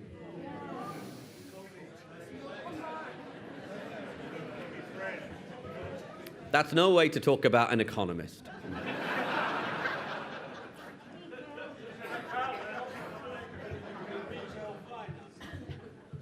Well, she actually worked in the complaints department at Halifax, which will probably come as good training for where she is now. Look, it's the cost of borrowing for this country, and soon people's mortgage rates skyrocket. You know, after that horrific budget, it's actually not a surprise that she's fled to the warm embrace of the Chinese Communist Party. Apparently she's keen for ideas to grow. Well, Ms. Reeves, let me tell you, while the Tories and Labour obsess about net zero, do you know what the Chinese are doing? They announced just this week they will produce 4.8 billion tonnes of coal this year. I don't think they're going to tell you this, Ms. Reeves, but they can barely produce enough coal to power the plants that manufacture all the wind turbines and solar panels that your mad Ed Miliband is buying from them. They must laugh so hard. Now, then there's the bureaucratic state, which has ballooned to an insane size. 500,000 people are now employed in the civil service, many of whom get to work from home, all being paid on your dime. In fact, Britain now employs a larger percentage of its population in the civil service than communist China. And perhaps that's why Rachel Reeves has gone out there to ask them how to reduce the size of our state. In the last 7 years, the burden of the civil service on the taxpayers rocketed by 50% to £15 billion. And now, in the age of AI, with competent leadership, there's no reason that couldn't be cut in half and still deliver a vastly superior service to the British people. But the problem with the bureaucratic state is much more pernicious than that. They act as a suffocating parasite, feasting on the dynamism and hard work of the British people. We have far too many regulations, far too many regulators, and nowhere near enough builders. That's why we will demolish the unelected, unaccountable quangos and unleash the tidal wave of potential in the British people.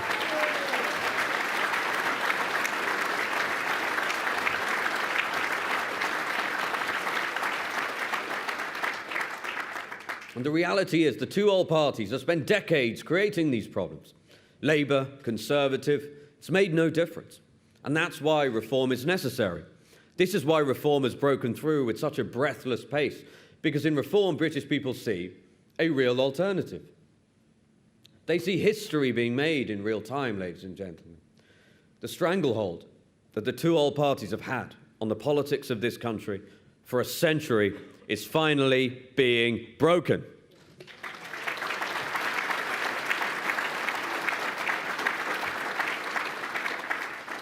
And you, ladies and gentlemen, are responsible for that.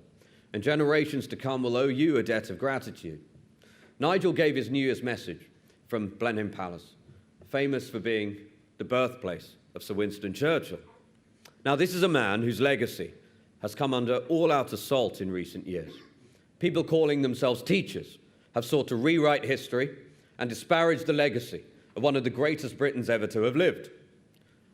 But their efforts are in vain, because his spirit lives on.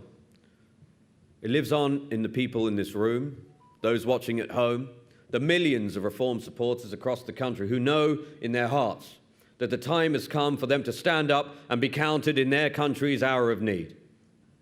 We see a future in which the United Kingdom, instead of being ritually humiliated, celebrates triumph after triumph, one in which national pride radiates through the kingdom because our people achieve astonishing feats in architecture, in engineering, in sport, in literature, in medicine, and all aspects of human achievement.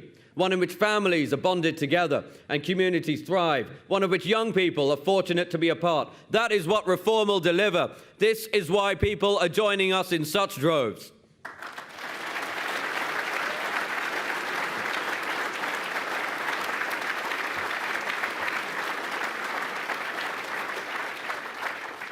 Now, we're almost at the 6-month anniversary of when Nigel asked me to become chairman of the party. And I'm proud of what we've achieved together. Our membership has grown by 160%, from 68,000 to 179,000, I think. I haven't looked at the ticker at the latest count. 180, there you go. Well, there we go. We should get a round of applause for that.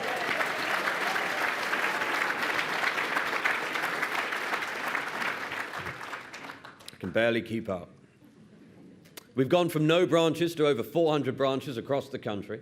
We've gone from 14% of the vote share in the election, an incredible achievement for a start-up insurgent party just 7 months ago, to 24% in the average of the polls.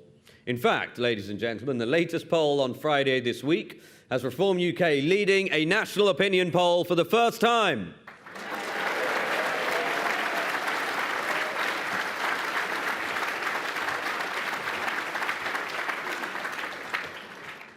But make no mistake, we still have enormous work to do. And that's why we need your help. We need people like you to step up. We need your courage. We need your imagination. We need your energy. We need you to stand for us as candidates. In fact, you'll have seen in the lobby there are members of our team and Reform councillors with whom you can discuss becoming a candidate and what it's like. But we'll also need you to volunteer, to knock on doors and to campaign for reform. Will you do that for us?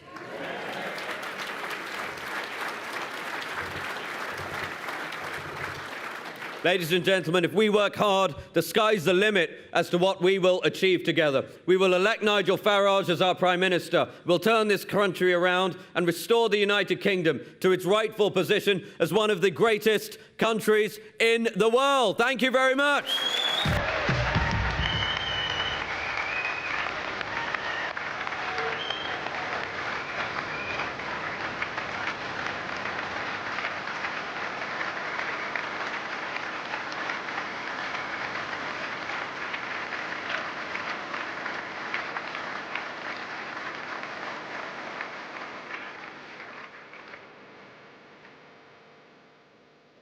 OK, that is party chairman of Reform, Zia Yusuf, speaking at their conference in Chester today live. We have just brought you the whole speech as he made it. Applause for everything he said. He was talking very, very positively about what Reform are going to do, which is a message we don't hear from two of the main parties at the moment, is talking about, obviously, immigration was a big thing. They mentioned military-age males here illegally now outnumber the army, which is actually true.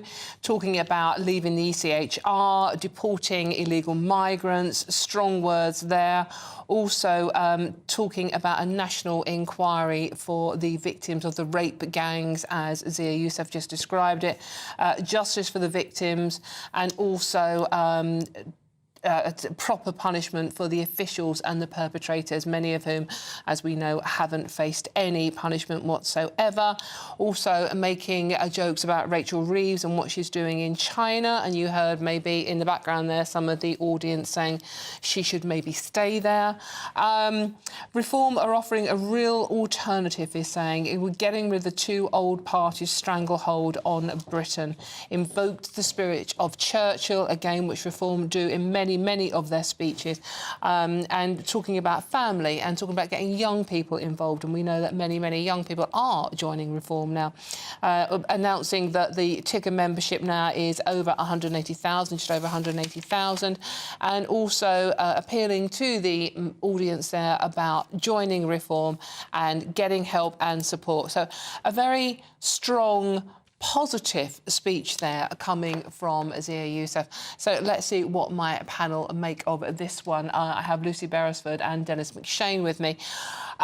Dennis, you were chuckling a little bit at some of the things that Zia had to say there. What did you make of what you've just heard?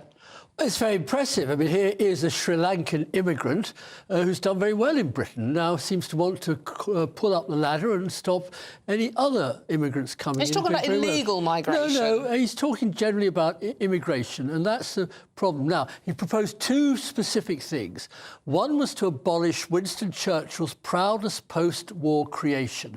He created the European Court of Human Rights, the Council of Human Rights. He led Britain. He got other European countries to sign up for it. And I think it's shameful that now we want to bury that which has made such a huge contribution in many ways. You're going to disagree with this decision or that decision. Overall, Churchill's European Court of Human Rights has been one of the best things that Britain's ever done in the post-war world. The second thing was he seemed to suggest that Royal Navy frigates and aircraft carriers were going to go bustling up and down the Channel, trying to deal with these tiny little boats. All the countries where illegal immigrants, asylum seekers, arrive by boat, Italy, Spain, France, pulling their hair out, trying to sort it out. I think it's just cheap rhetoric. You can't put a huge Royal Navy warship in amongst those tiny little canoes, and he was completely wrong. You cannot Mr. Yusuf just doesn't know any aspect of law. You cannot return to France, if it's France or Belgium, wherever, people arriving on small boats, because the French and the Belgians will say no, and then you can't land them. So what's he going to do? What are they going to do? Dump them overboard? Well, I mean, this is exactly.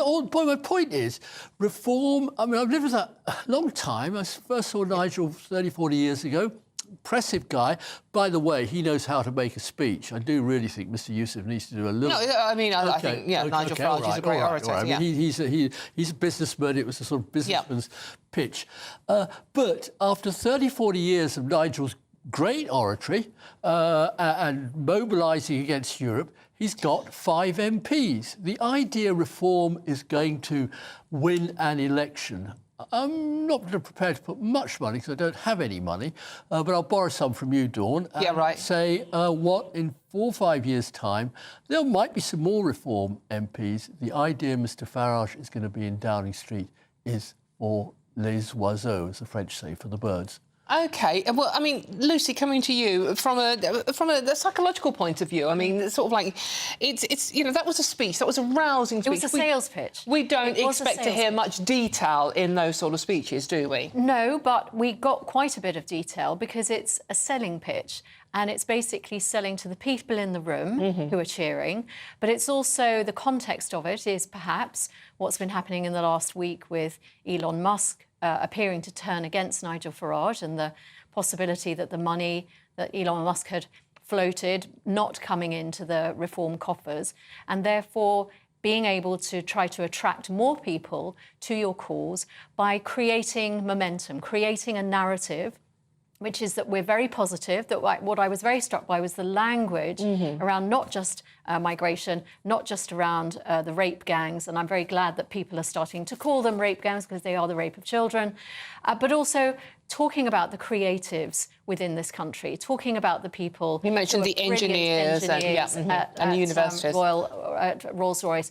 Really bigging up the country. Right at the end, he said, we're going to turn this into one of the greatest nations in the world. I want to vote for people who think that this is the greatest country in the world. But it is very clear that the Conservatives and Labour have been talking down this country. They've been talking down the economy. They've been talking down the people who every day get out of bed to go to work to make a difference. And suddenly you've got a party that is saying, we're going to look through a different prism.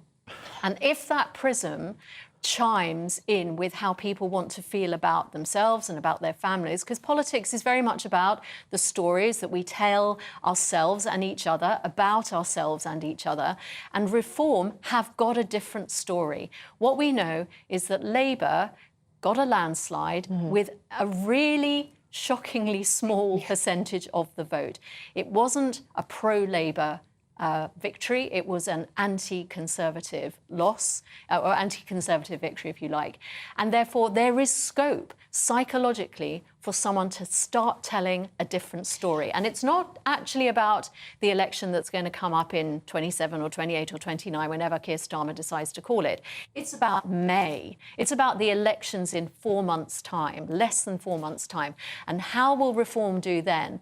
They don't have a good ground game at the moment, and this was a sales pitch to the people in the room to stand up as candidates and go out and leaflet. But it's about building momentum. It's not about where reform is now. It's about where reform are going to be in 3 or 4 years. Which was mentioned, interestingly, Dennis, the various councils asking that they can postpone the local elections. And Reformer implying that the reason that this is happening is because they are running scared of reform and their popularity. I'm sure that's the case. I mean, there's always going to be relatively few local government elections this May. Only one big city. The big elections are next year, which is a long time in the schedule. I mean, I live and work in Westminster, and Labour won the election in 2022. That's 2 years ago. But you do say that. But, I mean, you know, the local authority elections are going to be postponed. It looks like they will be. That's depriving 9.3 million people of a democratic say in what's happening in their local councils. I've no problems with that complaint. I mean, it's not my problem. It's the majority of those councils are Conservative, and yes, they're running scared of reform. Well, we all know that. I'm surprised you can alter the date of an election that easily, to be honest. It's not my experience. Elections are set out for about 20 years, scheduled for about 20 years. And so Labour's not particularly worried. We're going to lose anyway, but we're not defending many seats. So it's 2026. Labour are in danger of losing 89 seats to reform at the next general election, as things stand at the moment. 2, 3, 4. Oh, I see. You're talking about the general election. Well, look, Nigel's always claimed, like Nigel Griffiths before him for the BNP, they're about to win dozens of seats. Hasn't yet happened. Maybe it will this time, but he's not a young man anymore. And I found that speech was, as you said, a sales pitch. The guy's a financier. Right. I don't think he's a politician. Dennis, thank you very much for saying he's not a young man anymore. He's the same age as me. Thank you, Dennis. I love you. OK, I'm Dawn Neeson. This is GB News. There's loads more coming up on today's show. But first, let's get those news headlines with Tatiana Sanchez.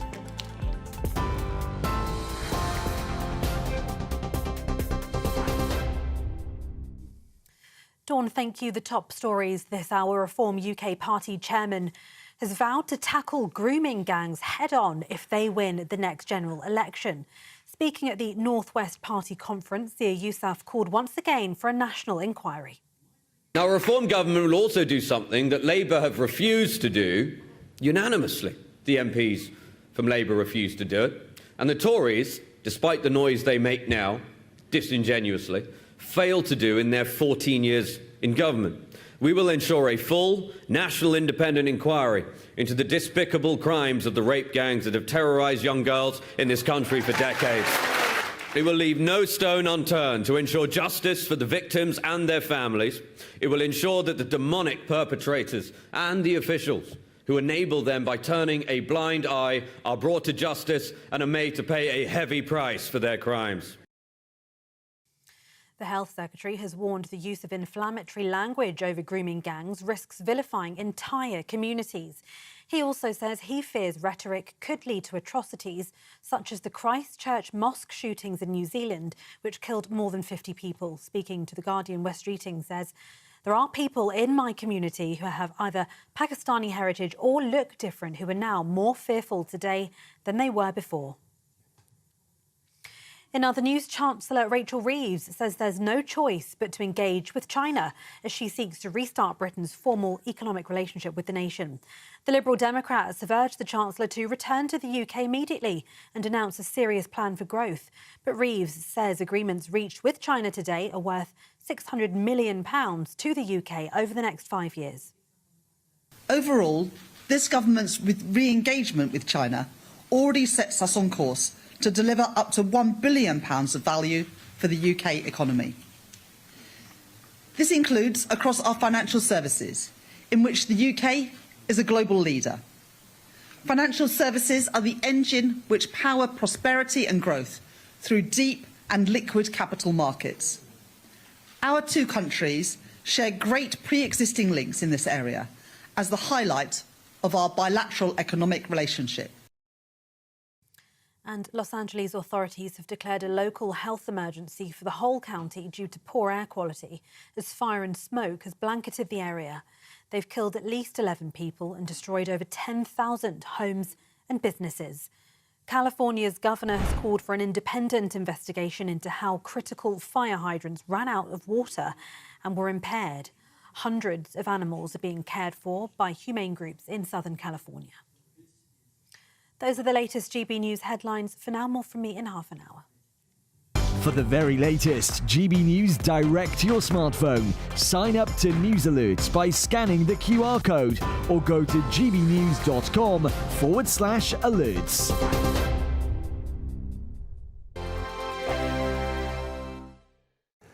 Hello there, welcome to your latest GB News weather report provided by the Met Office. A very chilly start to the weekend for many of us.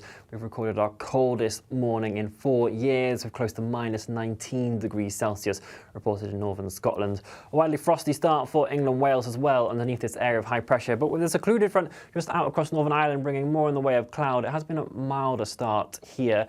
Pots of light rain and drizzle also moving their way through into western Scotland for this afternoon. Might come with a touch of hill snow around as well.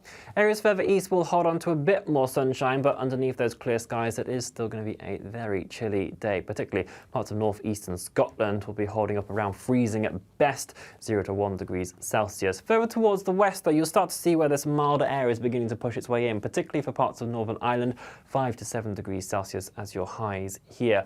But certainly a very chilly day right across the board further east, and that frost will very quickly set in as the night draws in. Some freezing fog patches will also linger throughout much of today. It will be quite misty and murky in places, and they'll turn quite dense during this overnight period as well. Fog also persisting for areas of Northern Ireland during the night and into the start of Sunday morning. Where we see some patchy drizzle around, there could be some icy stretches first thing on Sunday, where that's falling on frozen surfaces, and another widespread frost for the eastern areas, but slightly milder start to the day in the west. As we move throughout Sunday, we're going to start to see those southwesterly winds again bringing in much milder conditions for parts of Northern Ireland and Scotland. This will come with some outbreaks of rain for the Outer Hebrides, gales developing here later on, but a generally calmer day for England, Wales, some sunshine around once the freezing fog eventually clears its way off as well. Temperatures though here still struggling a bit, 4 to 5 degrees Celsius. But for all of us, temperatures are going to slowly climb as we head throughout the forthcoming week, a little closer towards average even in the south as we head towards Wednesday. Bye-bye. Good Afternoon Britain isn't just about us. The wonderful thing about this programme is it's about everyone watching. It's an interactive programme. Well, there absolutely is something to see here, and we're going to be talking about it more. Whether it's breaking royal news, Will, please bring us up to date, or indeed a particularly punchy speech in the House of Commons. Very, very curious. We bring it to you live, and then we bring you live reaction as well. That's Good Afternoon Britain, weekdays from midday. Only on GB News, the People's Channel, Britain's news channel. Join me, Camilla Tominey, for a frank and honest discussion with those in power that cuts through the spin and gets to the heart of the issues shaping our nation. You haven't confirmed that you want to stand as leader, but you haven't ruled it out either. This report basically says that he's not fit to stand trial. Is he indecisive? Incompetent? I deliver the dose of reality Westminster needs. That's the Camilla Tominey Show at 9:30 every Sunday on GB News, the People's Channel, Britain's news channel.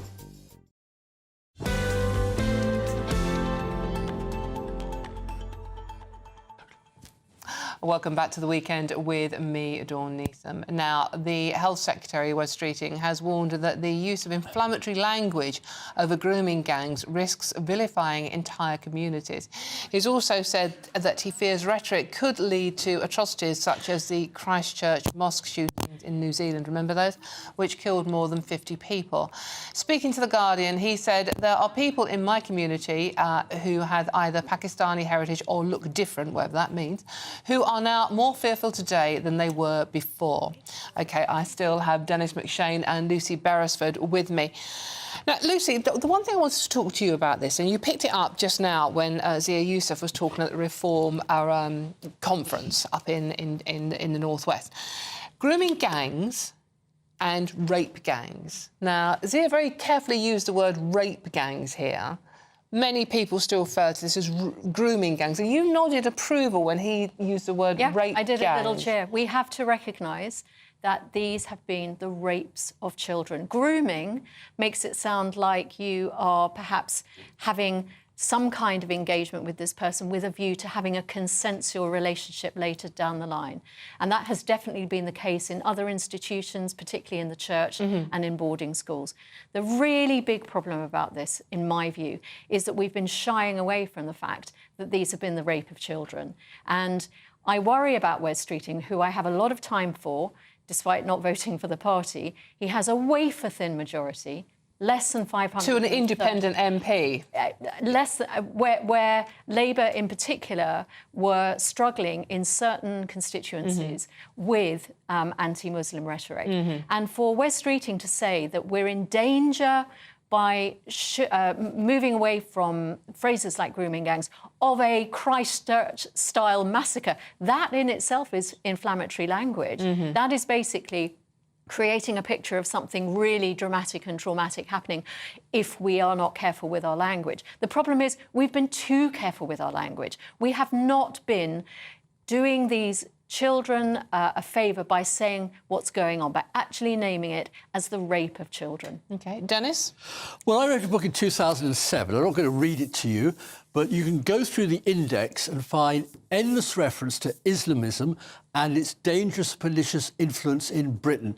I couldn't get hardly anybody to take this seriously. Partly it was based on my own constituency, where there's a South Yorkshire, where the first big story broke by Andrew Norfolk.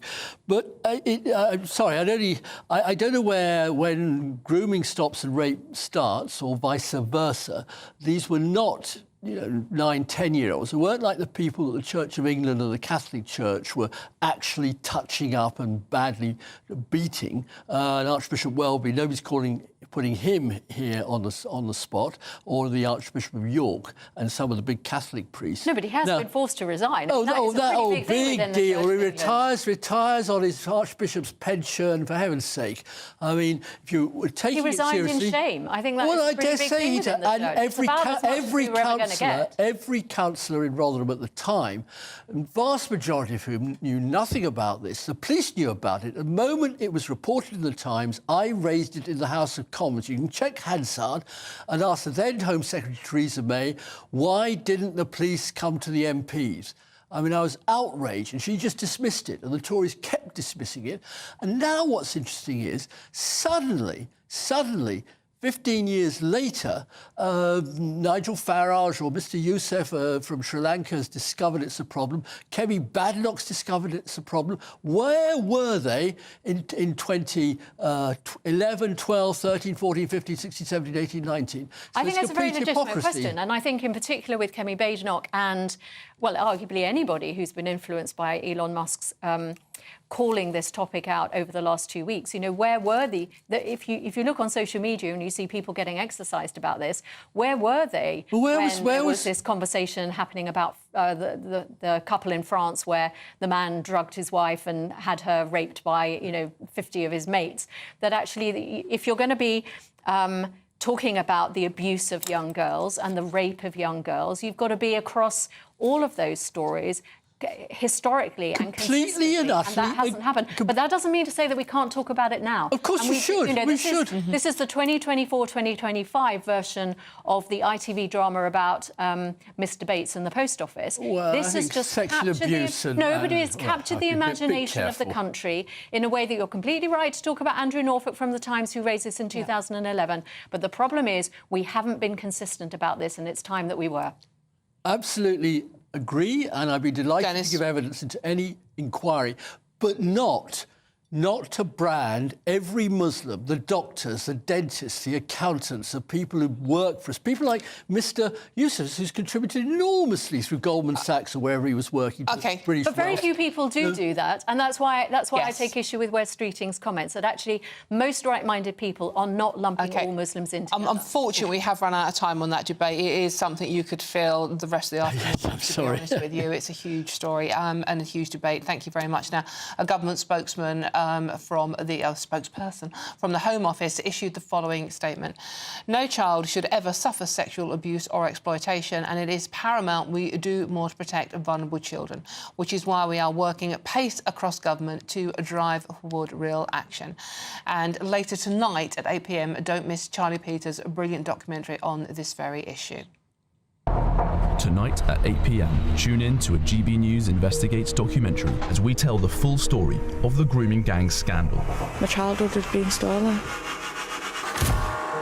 We will expose the cover-ups that have kept this national scandal under wraps for decades. Not one person has been held accountable. Our investigation uncovers the true scale of this outrage. I want to see senior officials held legally to account. On GB News, Grooming Gangs, Britain's Shame.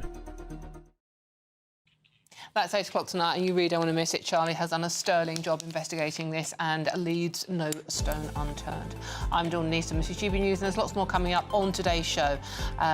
We'll see you very soon. Time to put the kettle on. We've got much more coming up. See you soon. Good afternoon, Britain. Weekdays from midday. Teenage girls are out drinking their male peers in the UK at a greater rate than any other European country. Yes, more than a third of 15-year-old girls in the UK report getting repeatedly drunk, compared to less than a quarter of boys the same age. I suppose what I'd say to this is, boys, what are you doing? Pull yourself together. Well, joining me now is the editor-at-large at the Mail on Sunday, Charlotte Griffiths, and the former Labour advisor, Matthew Larzer. Charlotte, you're going to have to speak up on behalf of girls the country over here. 15-year-old girls boozing much more than their male counterparts. I think it's to do with the pain threshold, so we can handle hangovers better. Do you get hangovers when you're 15 years old? Yes. Oh, yeah. I was drinking hooch and Smirnoff. Absolutely. Whatever happened to hooch? Yeah. And I just think we can tolerate it better. Right. And I don't know, I grew up in that kind of wild child 90s drinking era. I'm showing my age a bit. And, God, we drank a lot as teenage girls. I mean, it's actually shocking now in retrospect. Well, I also think in terms of boys versus girls, I wonder if we've got a bit of a thing about... I mean, the old cliché that girls develop quicker, they can become social quicker. They can certainly get into the pub more easily because they look older. Yeah. You know, because of makeup, etc. I wonder if the boys are all just, you know, in their rooms playing on their devices, as it were.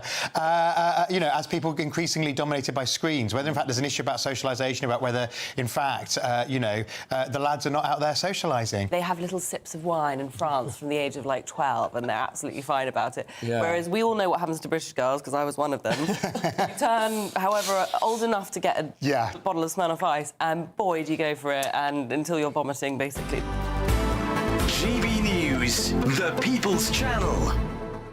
Hi there, I'm Michelle Dewberry, and I'm going to take a second to tell you all about my show, Dubes & Co. We start off with the issues of the day. We then bring in both sides of the arguments. We get rid of the disrespect. And then you throw me into the mix. And trust me, I'll tell it exactly how it is. And then, of course, the magic ingredient, you at home. We mix it all together, and what have we got? In my opinion, the best debate show in town. Monday to Friday, 6 till 7 on GB News, Britain's news channel. It's Patrick Christie's Tonight, and here we do things differently. It's explaining the absolute madness of this, doesn't it? It's explosive. I mean, this is very good. It's lively. 850... Your government sat there, Sean, and it did nothing. It's controversial. And the Middle East has been in turmoil since before I was born. It's everything you need to kickstart your evening. Everyone's had their Weetabix tonight. I love to see it. That's Patrick Christie's Tonight, weeknights from 9 p.m. Only on GB News, the People's Channel, Britain's news channel.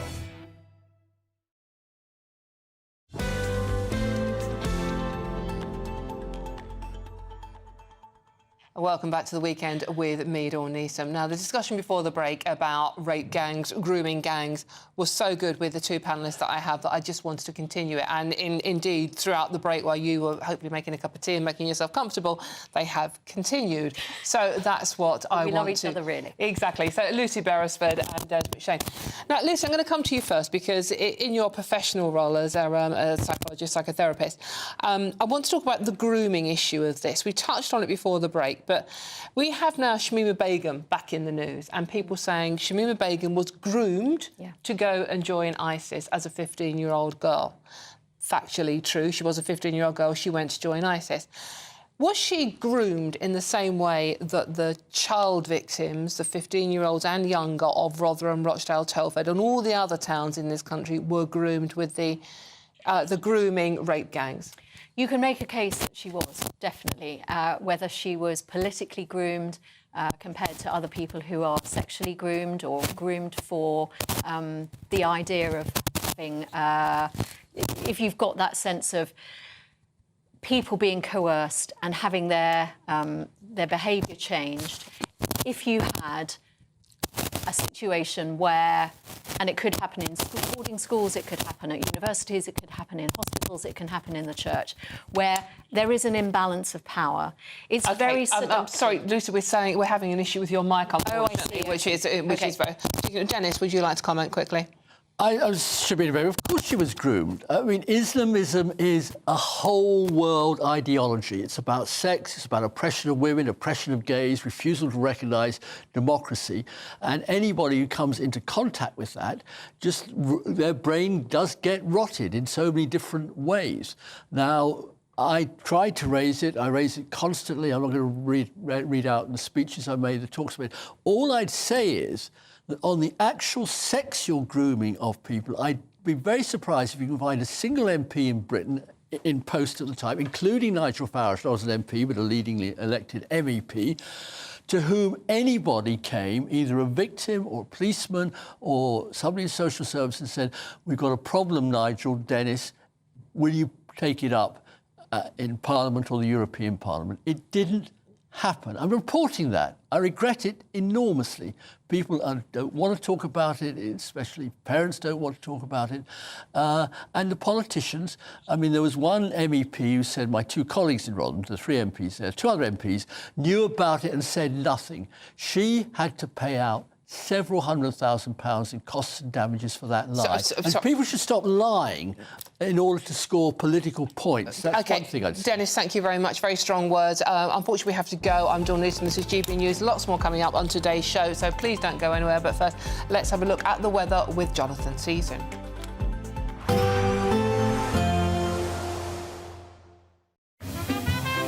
Heavy showers first thing will be followed by a warm, cosy day. Boxed boilers, sponsors of weather on GB News. Hello there, good afternoon. Welcome to your latest GB News weather updates provided by the Met Office. It's quite a misty weekend out there for some of us. Some freezing fog patches lingering in places. Because we've got high pressure in charge across much of the UK today, and that is providing light winds and therefore very good conditions for those fog patches to just persist right throughout the day. Even into this forthcoming night, they will start to reform, become denser, particularly through the Vale of York down towards East Anglia. Northern Ireland also expecting some quite widespread fog overnight. This cloud in the middle will provide some patchy outbreaks of drizzle in places, and that could cause some icy stretches where it's falling on frozen surfaces, because particularly in the east, we are expecting another widespread frost to be developing here. But as we start off Sunday morning, there is going to be a noticeable west to east split in conditions. Whilst it certainly is going to be very chilly off towards the east, we've got some slightly milder air pushing into the west, so parts of Wales, southwest England and Northern Ireland, temperatures actually starting on the positive side of the temperature scale. It certainly is, though, worth remembering that those fog patches will be around first thing in the morning, so if you are travelling, do remember to take care. They will slowly lift and clear as we head throughout the day, probably quickest in the northwest, because this is where we're going to start to see the winds picking up in strength later on in the day. Gales perhaps developing across the Outer Hebrides into the afternoon and evening as we see patchy outbreaks of rain moving in here. Generally a calmer day for England and Wales, that high pressure still in charge, but it will provide some sunshine once the fog eventually does clear off. But temperatures struggling here for 5 degrees Celsius at best. But the mild air in the northwest is slowly going to push its way across more areas of the UK as we head over the next few days or so. So into the new working week, things are generally settling down for the most part. There will be some rain around at times, but certainly some sunny spells in there. But a noticeable shift in those temperatures, certainly by midweek, much more pleasant for many of us, I think. Bye-bye. Expect a warm front, moving from the kitchen right through to the rest of the house. Boxed boilers, sponsors of weather on GB News. You could be joining the Great British Giveaway list of winners with your chance to grab a fantastic £50,000 in tax-free cash. Hi, I'm Angela from Wigan and I won £30,000 with the Great British Giveaway. I'd say to people who want to enter or are wondering whether to enter to do it, it happens to people like me. For another chance to win, text cash to 63232. One entry costs £2 plus one standard network rate message, or text bonus to 63232. 5 entries cost £5 plus one standard network rate message. Go to gbnews.com/win. Entries start from just £2. You can call 0903 681 3232. Calls cost £2 plus your network access charge, or post your name and number to GB10 PO Box 8690 Derby DE1 9TT. UK only. Entrance must be 18 or over. Lines close at 6 p.m. on the 31st of January. Please check the closing time if listening or watching on demand. Good luck. GB News Breakfast. Every day from 6 a.m. Underestimate what you did, because to do it in their backyard as well, I bet they weren't happy about it, were they, Brad? No, definitely not. Well, it makes it all the more sweeter. So they're usually pretty dominant in a two-man event, but four-man's usually where we can challenge them. And yeah, we managed to do it yesterday and put down 2 solid runs. And yeah. So yeah, funding was a big issue for us in the last quad, but because of our results recently, we've picked up a lot more funding from UK Sport. So we're well funded now, and but yeah, the Bob is in the back of the van behind us, so we're driving it down to St Maritz as we speak. So yeah, it's, that's how it all works in the background in bobsleigh. Brad, you're the pilot, correct? So you're up front. Yeah. Now, what happens? I always wonder, because I remember seeing John Noakes on. Do you remember John Noakes on Blue Peter when he fell out of the Bob and he ended up showing the back of his backside on TV because he had a big scar on there? What? So you've got the brake man. You're at the front. So where are you then, Aaron? Are you what number are you? So I'm number 3. Yeah. Right. So what do you do there? Is it just a matter of it's the running power is what it's all about to get off to a good start, and then you can sit and enjoy the ride?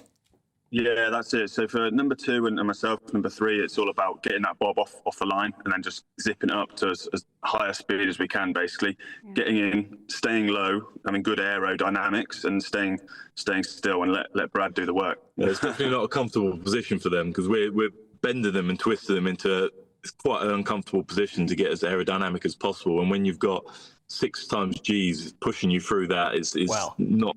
Yeah, not definitely fun. Stiff back this morning, that's for sure. Because I'm just thinking where me and Eamon would sit. Is it 2 and 3, or would he go at number 4? What do you fancy? I would be too frightened to do that. GB News, the People's Channel.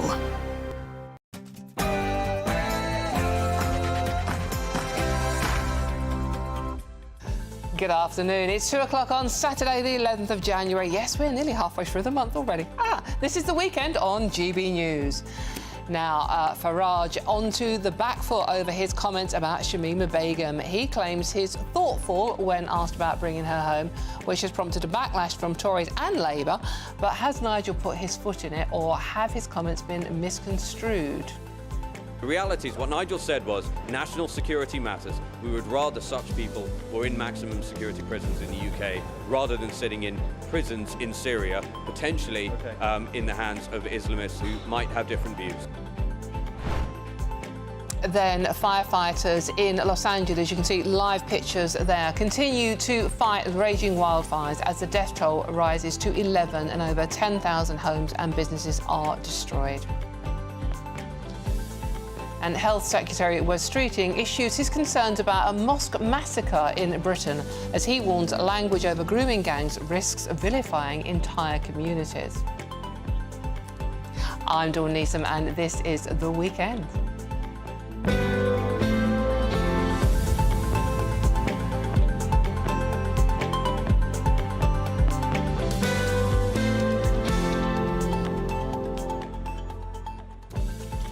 So thank you very much for joining me on this very chilly January Saturday afternoon. It is cold out there, so the best thing you can do is sit in front of your telly with a nice cup of tea and keep me company for the next hour, because we have got a cracking, packed show for you. It's already been great. Thank you very much for your comments. I will be coming to more of them.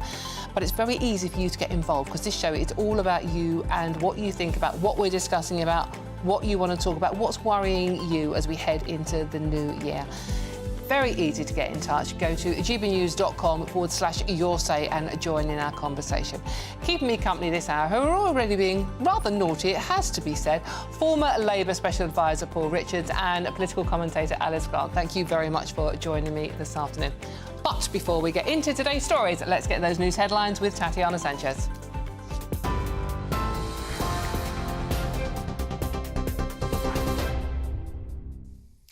Dawn, thank you and good afternoon. The top stories from the GB newsroom. Reform Party Chairman Zia Yusuf has vowed to tackle grooming gangs head-on if they win the next general election. While speaking at the North West Party conference this afternoon, he called once again for a national inquiry. Now, a Reform government will also do something that Labour have refused to do unanimously. The MPs from Labour refused to do it. And the Tories, despite the noise they make now, disingenuously, failed to do in their 14 years in government. We will ensure a full, national independent inquiry into the despicable crimes of the rape gangs that have terrorised young girls in this country for decades. It will leave no stone unturned to ensure justice for the victims and their families. It will ensure that the demonic perpetrators and the officials who enable them by turning a blind eye are brought to justice and are made to pay a heavy price for their crimes. The Health Secretary has warned the use of inflammatory language over grooming gangs risks vilifying entire communities. He also says he fears rhetoric could lead to atrocities such as the Christchurch mosque shootings in New Zealand, which killed more than 50 people. Speaking to The Guardian, West Streeting says there are people in my community who have either Pakistani heritage or look different, who are now more fearful today than they were before.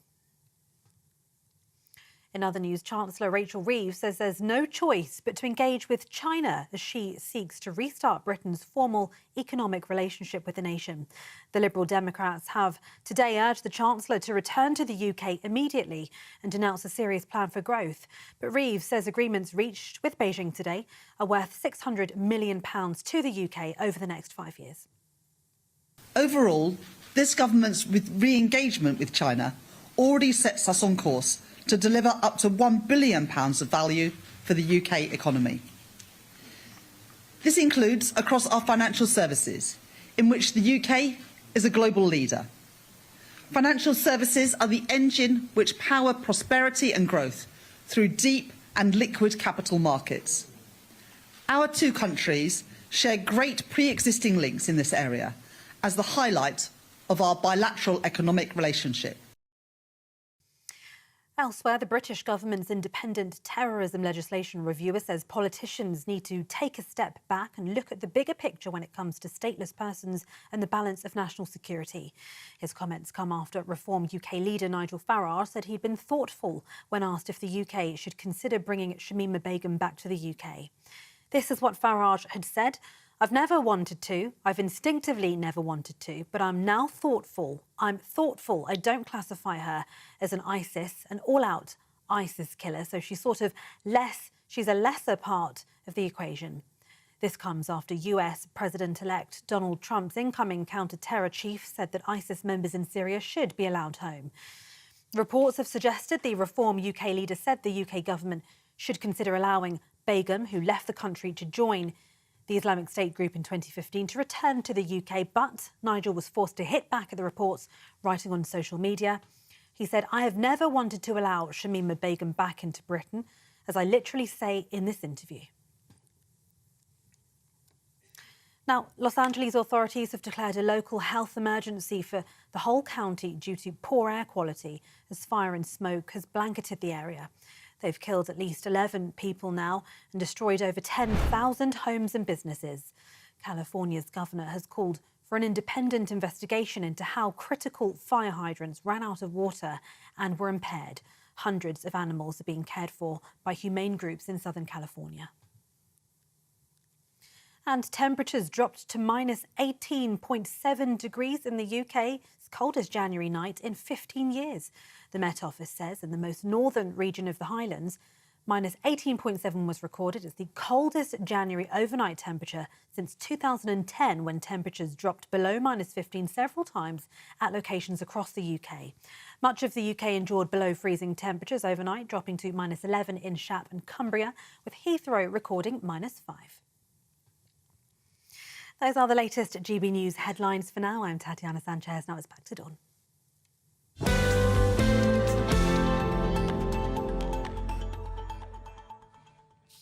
Thank you very much, Tatiana. Right, let's get straight into today's story, shall we? It's such a packed show. We haven't got any time to waste, so don't move a muscle. Stay where you are.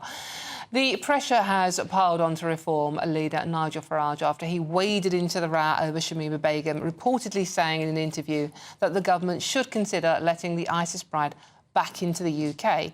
He says, I've never wanted to. I've instinctively never wanted to. But I'm now thoughtful. I'm thoughtful.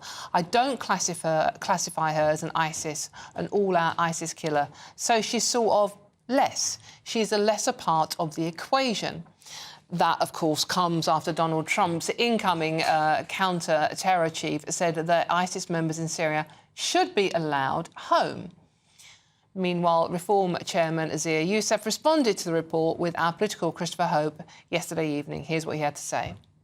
anyone actually cares about truth, then they should actually look what Nigel actually said, which was that what's happened in Syria is that there's been regime change. And let's be clear about what's happened as a result of that. You have jihadists in senior government positions. If you are a British citizen and you are concerned that there are people in Syrian prisons that are security threats to the United Kingdom, where would you rather they were sitting?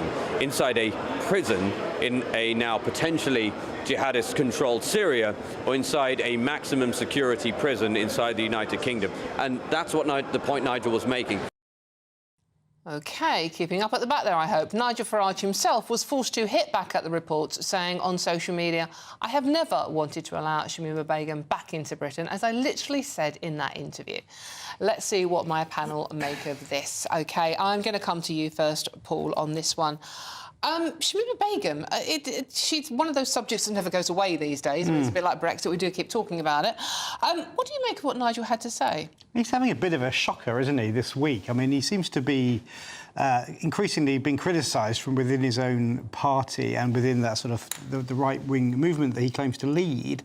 And I just wonder whether he's pressured into saying this by Trump and Trump's people, because it sort of aligns a little bit with what Trump's security advisor was suggesting. Sebastian Gorka has said that, yeah. Yeah, that the people being held abroad who are nominally British should be repatriated to British prisons, and that was what Nigel was kind of echoing. But it's a bad idea, and I don't want those people back in the UK particularly. And he was sort of wading into geopolitics, which then sort of created this row around what he'd actually said. And as you've seen there, Dawn, he's had to retract and put out a tweet, and it's all sort of messed up the optics of their big conference this weekend. So I just think it's a bad idea. It was a bad idea that he said it out loud, and I'm just sceptical as to why he said it. Do you think he's trying to sit on the fence with regards to his relationship with Trump and Musk? Well, I think he's trying to rebuild his relationship, because obviously that was quite damaged when Elon Musk decided that he was not the right leader and told, several billion people globally that was the case. And so I think he's having to sort of run to catch up. And I think also, I've been in politics a long time. The people around the people waiting in the wings now scent blood within reform. So some of them are thinking, well, maybe it's my chance to lead. And so they're suggesting that maybe, he's finished. Just give me a political party, any political party. They isn't fighting amongst themselves at the moment. Alice, what did you make of what Nigel had to say? I have a completely different view on the comments. I actually think what they show is that his ability to listen to both sides of an argument and make a reasoned judgment once you hear something new.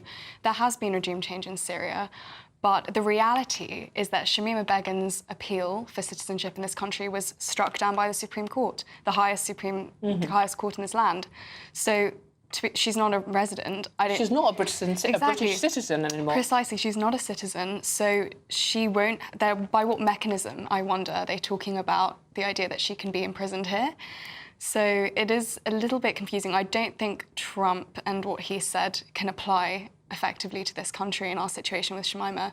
But even so, I think that it's caused... I mean, I wouldn't have known that there was a Northwestern conference of reform if it wasn't for this headline. So I think that ultimately this is good press, because it can be interpreted in a way that shows Nigel as someone who takes into account different sides of an argument. Why can I ask a question there? And sorry to interrupt, but why do you think Nigel Farage said that somehow she wasn't quite as bad as the others? He sort of alluded to somehow she's not a proper jihadi, not proper ISIS somehow. And what's his evidence for that? I don't quite understand where that came from. Do you, Dawn? I mean, it seems like a strange thing to say. Because she's female, she went to marry a jihadi fighter? I mean, is that... I don't know. But there's no evidence that she wasn't then active once she got there and did who knows what when she was part of ISIS. I think there's a large difference between, male jihadists who actually commit terror atrocities and a young 15-year-old girl who was radicalised into this. How do we know she hasn't? And then, well, that's true. Actually, and a proper investigation would reveal that. But I think what he's assuming is that we're at a time nationally where young women who have been, severely groomed into different ideologies or whatever are in the headlines. So I assume that's what he's referring to. Do you think, Alice, as a young woman yourself, that she was groomed, and do you think she should come back to this country? The Supreme Court made a decision, and I think that their grounds of striking down that appeal are completely legally valid and reasoned well. So I don't think she should be allowed back in unless the facts substantially change. In terms of how I feel about looking at her as a young woman, I know that when I was 15. I mean, we all make mistakes, we all have different ideas, and we're also very vulnerable at that age to ideologies and to being, you know, somewhat radicalised. But, you know, fundamentally, you have to show such a significant change from whatever you believed in those beliefs, because you can hold quite strong beliefs. But we don't get on a plane, do we? We don't fly to join the jihadi group. I don't think that there is enough evidence to show that she is truly and fundamentally changed. What do you think, Paul? Do you think she should be, I mean, regardless of the legal situation, she's not a British citizen, do you think she should come back to this country and face justice? No, I don't. I think she should face justice where she is. And I think Alice's point about the things we do when we're 15 is well made. We do often have views that we don't then hold through life. But I think there's a difference between that and what Shamima Begum has gone through, which is, you know, obviously signing up to a death cult and going to the Middle East and wanting to be part of something which is, you know, fundamentally anti-West and violent and jihadist and all the rest of it. I think that's a very different order of magnitude, which is what the reflection of the High Court judgment shows as well. So, which is why, you know, we turn to my theme, which is what on earth is Farage doing, wading in with this sort of half-baked view, which is now generating very negative headlines for him at a point where he's already imperilled as leader of Reform. Absolutely fascinating views. Thank you very much. I wasn't expecting either of you to say what you said, so that's what makes this show so great. There you go. For all the best analysis and opinion on that story, more, please do go to our website, which is at gbnews.com. Now we're moving on. Chancellor Rachel Reeves says there is no choice but to engage with China as she seeks to restart Britain's formal economic relationship with that nation. Take a listen to what she had to say this morning. The fiscal rules that I set out in my budget in October are non-negotiable, and growth is the #1 mission of this government, to make our country better off. And that's why I'm in China, to unlock tangible benefits for British businesses exporting and trading around the world, to ensure that we have greater access to the second biggest economy in the world. And when we have these pragmatic conversations with Chinese leaders and indeed with Chinese businesses, we will always be acting in Britain's national interest. OK, well, I had a good look around my house this morning for anything that wasn't made in China, and to be honest with you, I couldn't find anything, and sort of like pretty much all of our mobile phones are made in China, so what more trade deals we need to do, I'm not entirely sure. What do you make of this, Alice? I mean, you know, the economy is on its knees at the moment. I mean, she's almost literally doing a Liz Truss, and she's not here to stand up and say and calm things down. So do you think she's doing the right thing by A, being in China at this time, and B, being in China at all? Well, that's the thing. I think it's Labour's policies, and especially their economic policies, which are so harming our country. And, I mean, with tax hikes, that's going to affect all the people of this nation, business owners alike. That is really what's going to bring our country further into being impoverished. And as for her, you know, parading around in China, talking about 600 million deals, which, to be honest, in the great scheme of things, really isn't that much. I mean, there are so many better opportunities and more obvious opportunities, is what I think. I mean, look at America. We're going to have a presidency which is truly going to economically transform the US into a powerhouse, as if it wasn't already, doing extremely well economically. And we're just going to, wither into some small deal with China and pretend that that's a win. No, we should be looking to America. We should be looking to making business with the Anglosphere, Canada, Australia. That was the whole point as well, to bring up Brexit again. But the whole point is to be able to take as much opportunity as we can globally, forging new trade deals across the world. But we could say China is a very important part of the world, whether we like it or not. I mean, their human rights aren't great, and only recently we saw them attacking sort of like, you know, the cables in the North Sea. I mean, complaining about Chinese trade is like complaining about oxygen, isn't it? It's just around us. Everything you touch is made in China. Our economic growth strategy includes trade with China, as well as all the places that Alice has mentioned as well, and America. I think you have to go in with eyes wide open, though, and their human rights record has to be highlighted as part of these conversations, and the way the Uyghur people are treated and the Hong Kong and all the rest of it has to be part of that conversation. So we don't just give them a free pass. I don't know what's happening privately, though. I suspect diplomatically that's going on. But just to defend her for 1 minute, if you don't mind, she's absolutely right to go to China, even though the bond market is going through the turmoil that it is, because A, they've got full communications in the air and on the ground in China, so she can communicate with whoever she wants to. They do have Wi-Fi in China. But secondly, of course, if she was to stay in London, I think that would make it look like an even bigger sense of panic and chaos by cancelling the trip than going. So I think politically and economically, maybe, it was right to go to China, because to not do that would just create a sort of sense of turmoil. OK, do you think that would be the case if she'd have stayed? There'd be more panic? I don't know. I mean, the headlines aren't looking great, and I think it does cause suspicion as well, because, as you mentioned, there is no way you can divorce any mention of China from their human rights atrocities. So, and we're also especially living in a time which is very geopolitically tense. And, you know, we're seeing the rise of Russia, and we're living in a tripolar geopolitical climate where you have Russia, China, Iran, clearly allied, and then you have on the other side Europe and then America.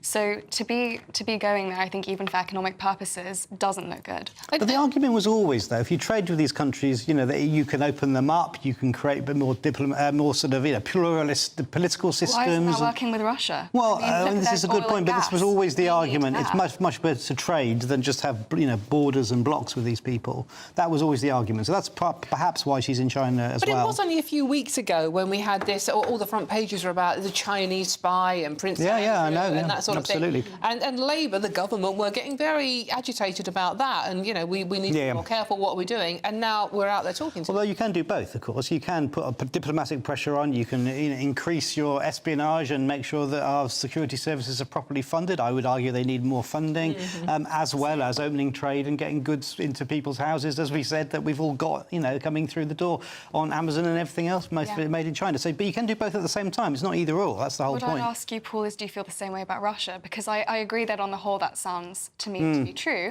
but I think people take a very different view when it comes to someone like Putin. But why not the CCP? Who are also you know, ethnically cleansing areas of I suppose it's mostly because Putin is poised to invade Western Europe. I mean, that's a slightly different... You know, your point about geopolitics, and he is waging a war against one of our allies. Talking about genocide, China has the most atrocious track record in human rights. So I'm saying that, look, we can pick and choose if you'd like, but the reality is that if you're going to commit to trade above all things, you have to commit to that across there was a wonderful moment 30 years ago, 40 years ago, when, you know, the Berlin Wall came down, the McDonald's opened in Moscow, and we thought all of this was over, didn't we? You know, just for a moment, the world was going to have a peace dividend, and it's how long ago that seems now. It does seem a very long time ago. OK, I'm Dawn Neeson, this is GB News, and we do have to move on because we have loads coming up on the show. It is absolutely packed. Health Secretary Wes Streeting issues his concerns about a mosque massacre in Britain as he warns that language over grooming gangs risks vilifying entire communities. All of that and much more to come. This is GB News, Britain's news channel. We'll see you very soon.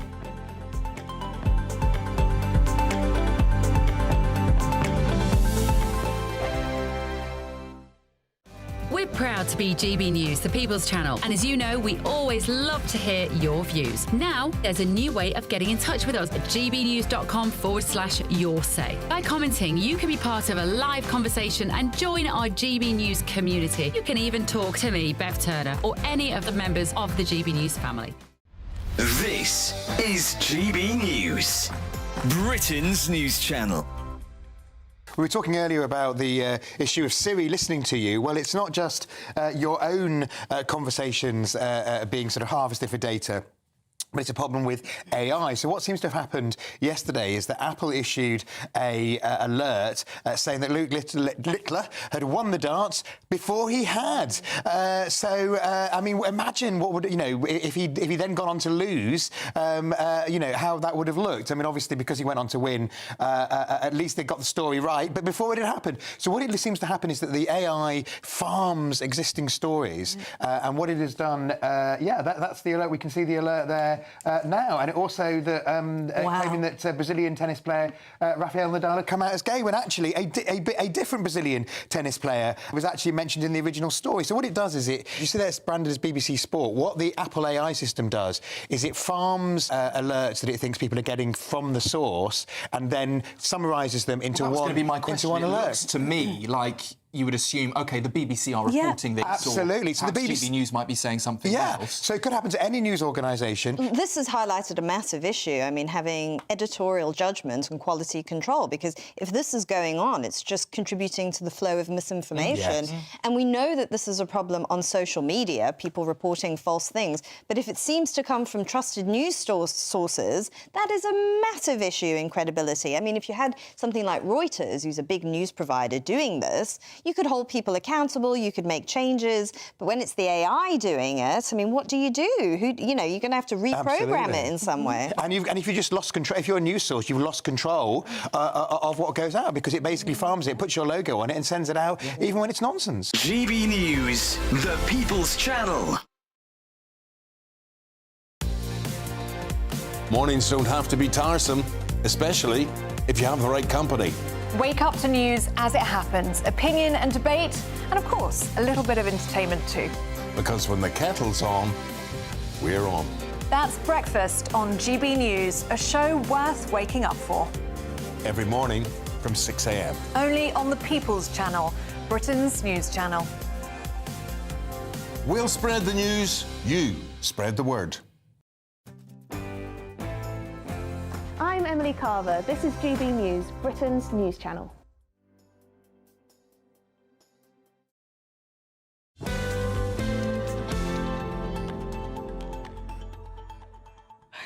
Welcome back to the weekend with me, Dawn Neeson. And I could tell you what we've been talking about in the break, but Paul will probably kill me, understandably so. If you know, we'll keep it for another show, shall we? Now, the Health Secretary, Wes Streeting, has warned that the use of inflammatory language over grooming gangs risks vilifying entire communities. He's also said that he fears rhetoric could lead to atrocities such as the Christchurch mosque shootings in New Zealand, which killed more than 50 people. Speaking to The Guardian, he said, "There are people in my community, which is Ilford North on the borders of Essex and East London, who have either Pakistani heritage or look different, who are now more fearful today than they were before." OK, and I'm not quite sure what he means by look different. I mean, I'm assuming he's implying brown. I'm not sure. So let's see what my panel make of this. Paul, coming to you first on this one. We're talking about using inflammatory language. I mean, Wes Streeting, you could argue, is using inflammatory language by alluding to that awful massacre that happened in New Zealand. I think it's a legitimate warning of where some of this hateful language does end up, because we know every violent extremist started off as a non-violent extremist, and people do get radicalised through language and ideas, and a tiny minority then end up perpetuating terrible things like the assault he's talking about there in Christchurch. So I think that's legit. And I think the broader point he's making about the fact that people are feeling fearful as being branded as part of these horrific gangs just because they happen also to be of Pakistani heritage and or Muslim even, I think is a reasonable thing for a cabinet minister to say out loud. I mean, he's making a sort of fairly measured point in amongst a lot of hysteria around this. And I think it's a reasonable intervention into a debate. Do you think, though, Alice, that most people in this country are implying that everybody of Pakistani origin is somehow complicit in what's gone on in these horrific stories of the rape gangs? Not at all. I'm actually shocked to hear this, and I cannot believe that we're having a minister trying to bring in race into this debate. I mean, we're talking about the systematic abuse and rape of children here. This has nothing to do with the colour of people's skin or, quote, how they look, and if they look different. That is an emotional argument. I think that is bringing hysteria into this debate. I think that has absolutely nothing to do with the wider issue of abuse in this country and of the lack of our ability to hold people in authority accountable when they do make mistakes, whether it be the police or whether it be in government. That is what we're really talking about here. So to start creating this into sort of race debate and using, as you mentioned, a very inflammatory evidence based on something happened in Christchurch in New Zealand. That is a totally different country. We don't have guns in this country in the same way that there are in the US or in other places in the world. So even people who do become radicalised don't have access to the same sort of weapons. And we've had so much inflammatory language over the past decades in this country, especially to do with Brexit and COVID. There was a lot of really nasty things said. No one was radicalised to the point of a mass shooting. So that has nothing to do with it. To be fair, we did, the whole Brexit debate, we did lose Jo Cox over some of the rhetoric that was involved around that debate. There are always going to be horrible tragedies when our political discourse is naturally inclined to, I think, being generally negative. This doesn't help. OK, and there's the other story today from The Times was rape area councils. We're talking about the areas where the grooming gangs, the rape gangs, whatever you want to call them. The councils are saying Asian grooming gangs is a racist term. Would you agree with them? Not really, no, because if it's referring specifically to particular groups who are from a particular heritage, and we know from some of the examples around the country that is true, then I think it's legitimate. If it's smearing absolutely everybody, because what that does is let people off the hook.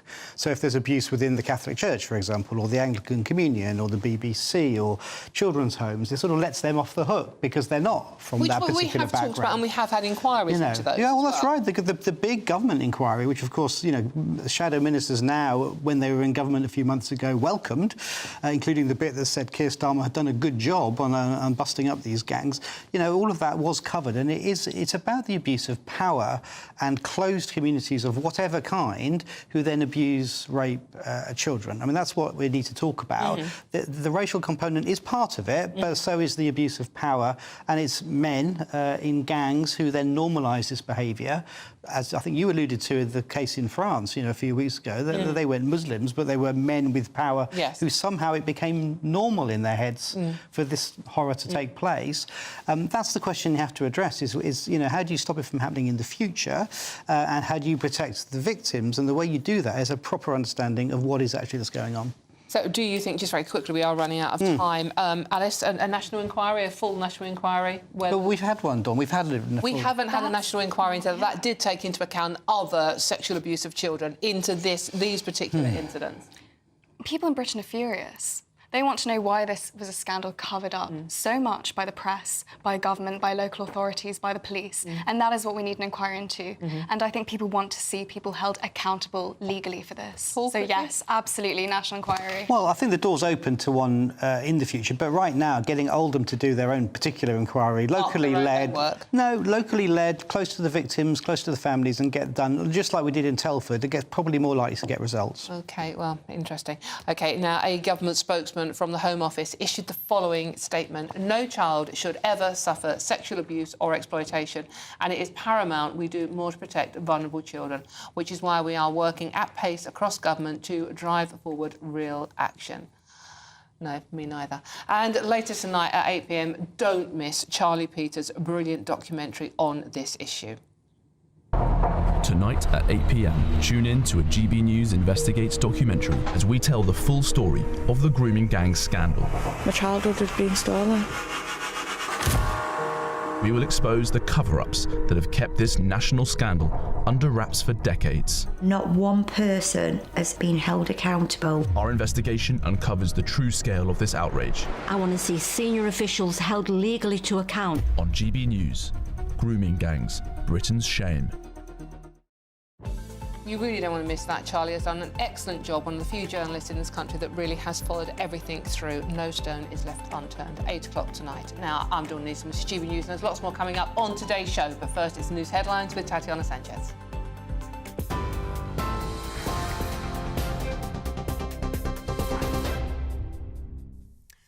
Dawn, thank you very much. We start with some breaking news this hour that a migrant has died whilst trying to cross the Channel from France to the UK. A government spokesperson said we can confirm there has been a tragic incident involving a small boat on the French coast, which has resulted in the loss of one life. This latest tragedy underlines, they say, the terrible dangers of small boat crossings. They say we continue to do everything we can to prevent them. More on this breaking story as soon as we get it into the newsroom. Reform UK Party Chairman Zia Yusuf has vowed to tackle grooming gangs head-on if they win the next general election. Speaking at the North West Party conference today, he called once again for a national inquiry. Now, a Reform government will also do something that Labour have refused to do unanimously. The MPs from Labour refused to do it. And the Tories, despite the noise they make now, disingenuously, failed to do in their 14 years in government. We will ensure a full, national independent inquiry into the despicable crimes of the rape gangs that have terrorised young girls in this country for decades. It will leave no stone unturned to ensure justice for the victims and their families. It will ensure that the demonic perpetrators and the officials who enable them by turning a blind eye are brought to justice and are made to pay a heavy price for their crimes. And Chancellor Rachel Reeves says there's no choice but to engage with China as she seeks to restart Britain's formal economic relationship with the nation. Reeves says agreements reached with China today are worth £600 million to the UK over the next 5 years. Overall, this government's re-engagement with China already sets us on course to deliver up to £1 billion of value for the UK economy. This includes across our financial services, in which the UK is a global leader. Financial services are the engine which power prosperity and growth through deep and liquid capital markets. Our two countries share great pre-existing links in this area as the highlight of our bilateral economic relationship. And those are the latest GB News headlines. For now, it's back to Dawn. For the very latest GB News direct to your smartphone, sign up to News Alerts by scanning the QR code or go to gbnews.com/alerts.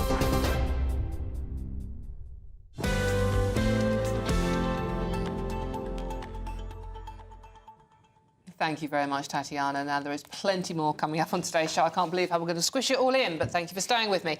But before I tell you what we've got lined up, Nana has joined us in the studio and her show starts at 3 o'clock. Nana, what have you got lined up? Well, we will be taking Nigel's speech in the North West. We'll be taking that live on my show. And then afterwards, he will be live and I'll be asking him a few questions. So if you've got some questions for him, let me know. I know a lot of you are probably wondering why he sort of feels like he's going soft on the idea of a return for Shamima Begum to this country. But we'll speak to him. I'll be speaking to him live and find out from the horse's mouth himself what he actually meant and how he feels about that. Plus, of course, some of these reform councillors are threatening to quit. We'll get some more information around that from him too. And Shamima Begum, what are your thoughts? Do you think she should be brought back to this country? We'd love to hear your views. We'll be posting that on the GB News website to get your views and your thoughts. Khadija Khan will be in the studio at around about 5, plus Charlie Peters will be telling us about his incredible documentary that is airing at 8 o'clock tonight on GB News. Brilliant. That sounds a real cracker. So remember, Nana is up at 3 o'clock and she will have Nigel Farage joining her. So if you have got questions for Nigel, get them in gbnews.com/yoursay. Thank you very much, Nana. And indeed, get your thoughts in all the stories we're discussing before Nana comes up as well. Excuse me. Very simple. gbnews.com/yoursay, and I will read as many out as I can before the end of the show. There is loads more coming up. We are in a minute going to live to LA to update you on the death toll and what's happening in those wildfires. 10,000 homes and businesses are now destroyed. All of that and much more to come. I'm Dawn Neeson, and this is GB News, Britain's news channel. We'll see you very soon.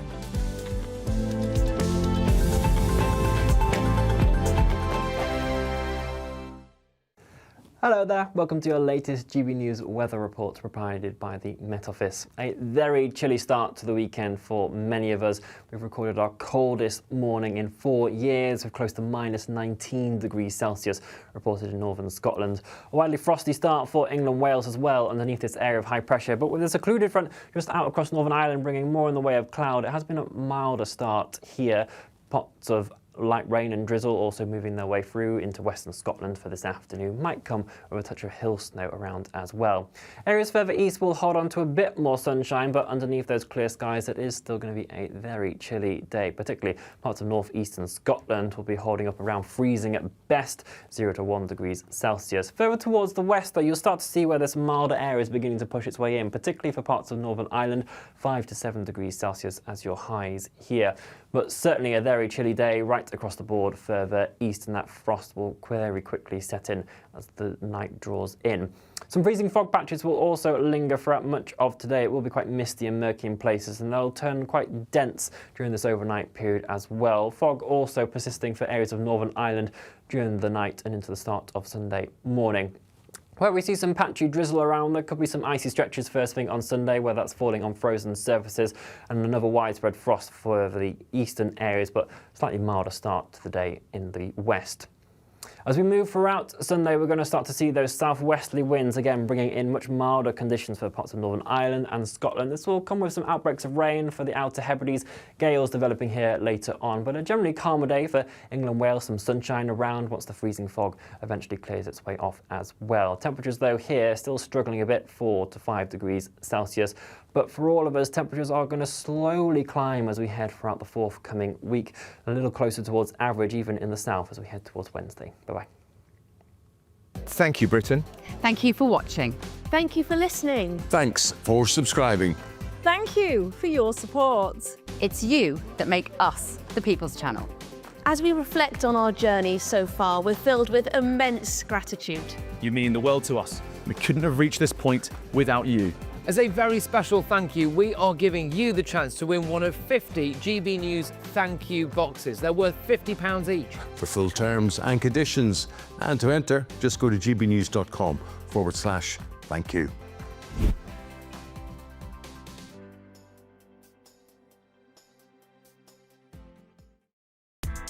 Join me, Nana Akweer, for an informative, interactive news programme with a difference.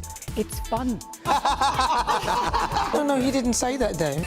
I'm so surprised. I think there's an element of truth to that. Join me from 3 p.m. every weekend, only on GB News, Britain's news channel.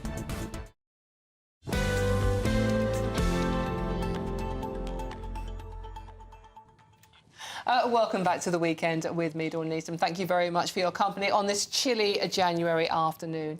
Now, talking of the weather, let's go to California. Wildfires are continuing to rip through Los Angeles, killing at least 11 people and destroying over 10,000 homes and businesses. California Governor Gavin Newsom has called for a probe into why fire hydrants in the Palisades area were unusable and why there have been water supply issues across the state. And now Californian locals Prince Harry and Meghan Markle have also been visiting those affected who have been forced to evacuate. Joining me now is owner of California Wildfire Tracking Group, Ryan Andrews. Ryan, thank you very much for joining me this afternoon. Can you just bring us an update of what it's like out there now? Absolutely. It's still very, very concerning what is happening. These fires have yet to calm down whatsoever.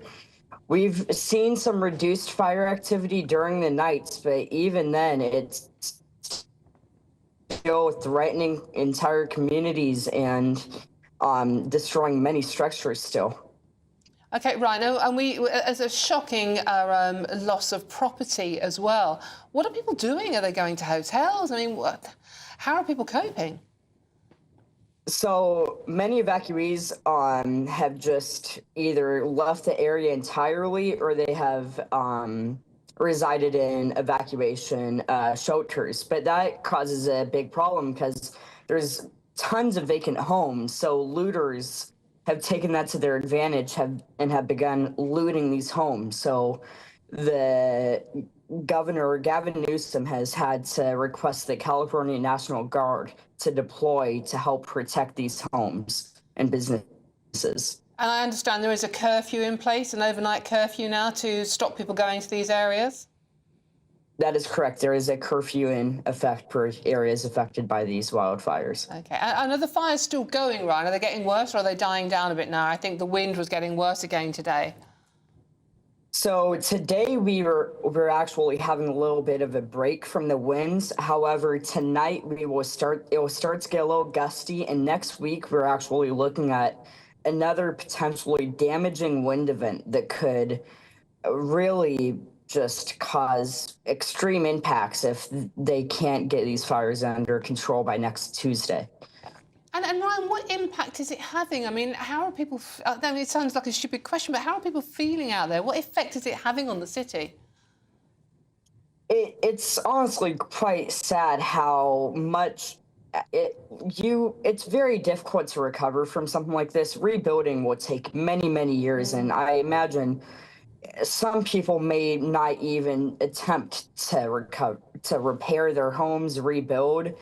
A lot of people are just going to start moving out of the area, and it's the Pacific Palisades area will never be the same. Ryan, obviously the question we have to ask, I mean, it's sort of like we have had reports over here of arson, and we have seen, obviously we don't know, you can't trust what you see on social media these days, but we seem to have seen people deliberately starting fires. We've also had accusations that the governor and the local government have neglected maybe clearing the undergrowth and not filled the reservoirs with water necessarily. And obviously there's the global warming situation to take into consideration. I mean, there's three factors there. I mean, how important are each of those factors? Well, if we took care and managed our land better, this would not be nearly as much of a problem. If Governor Newsom promised to burn 1 million acres in the state of California in the year of 2024.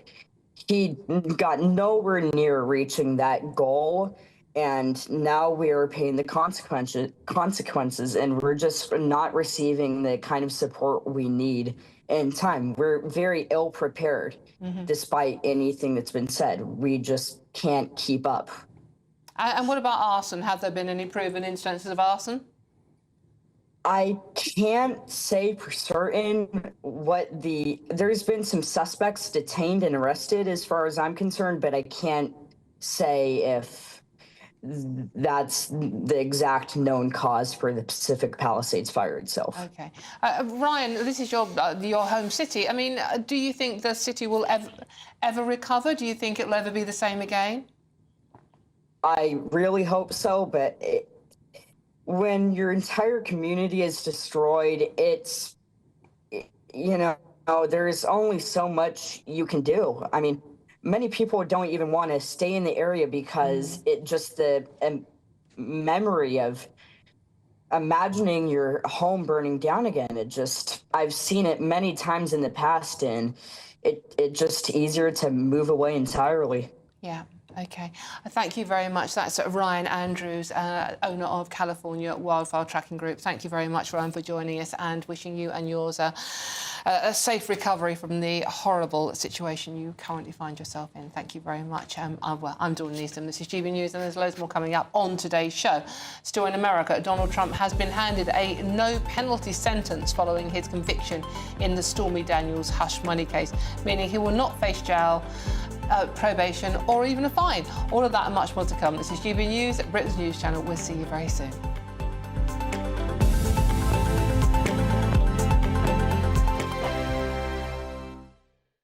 This is GB News, Britain's news channel. And fashionistas are keen to see which new trends are set to hit the catwalk. Well, our next guest is very well placed to share her predictions with us after being a contestant on hit ITV series Dress the Nation, as well as being an upcycling and sewing consultant. Wow. Joining us now is Tendai Murewe. I want to go back to you appearing on the ITV Dress the Nation. Right. Tell us about that experience. What was that like? Oh, that was one of my highlights as an upcycling consultant. I learned to sew in my kitchen 5 years ago. And then, during COVID, just making masks. Then the next thing I was on a Dress the Nation, making dresses in front of TV. Yeah, it was just incredible. I think we all had all these clothes that we have, but we don't know what to do with them. So mainly I started with men's jackets, taking off the sleeves and putting it like a print on. I've tried this. I've tried taking off my sleeves before. I now have about 3 jackets with no sleeves. I never managed to put them back on. You need to come to a workshop. You need to come to a I need an workshop. upcycling consultant. 2025. What can we expect, fashion-wise? I think bold prints are back. People are loving. I think you walk on the streets in frollals and oversized men's So the jackets. exact opposite. We have drastically underperformed this morning. You're just saying, not like us. We just woke up this morning and thought, it's winter, it's cold, it's grey. Grey, miserable. Is that not the way to go? No, it is. It's still, I think because fashion is expressive. It's whatever you want to express yourself. You know? GB News, the People's Channel. Join me, Camilla Tominey, for a frank and honest discussion with those in power that cuts through the spin and gets to the heart of the issues shaping our nation. You haven't confirmed that you want to stand as leader, but you haven't ruled it out either. This report basically says that he's not fit to stand trial. Is he indecisive? Incompetent? I deliver the dose of reality Westminster needs. That's the Camilla Tominey Show at 9:30 every Sunday on GB News. The People's Channel, Britain's news channel. Hi there, I'm Michelle Dewberry and I'm going to take a second to tell you all about my show, Dubes & Co. We start off with the issues of the day. We then bring in both sides of the arguments. We get rid of the disrespect. And then you throw me into the mix. And trust me, I'll tell it exactly how it is. And then, of course, the magic ingredient, you at home. We mix it all together and what have we got, in my opinion, the best debate show in town. Monday to Friday, 6 till 7 on GB News, Britain's news channel.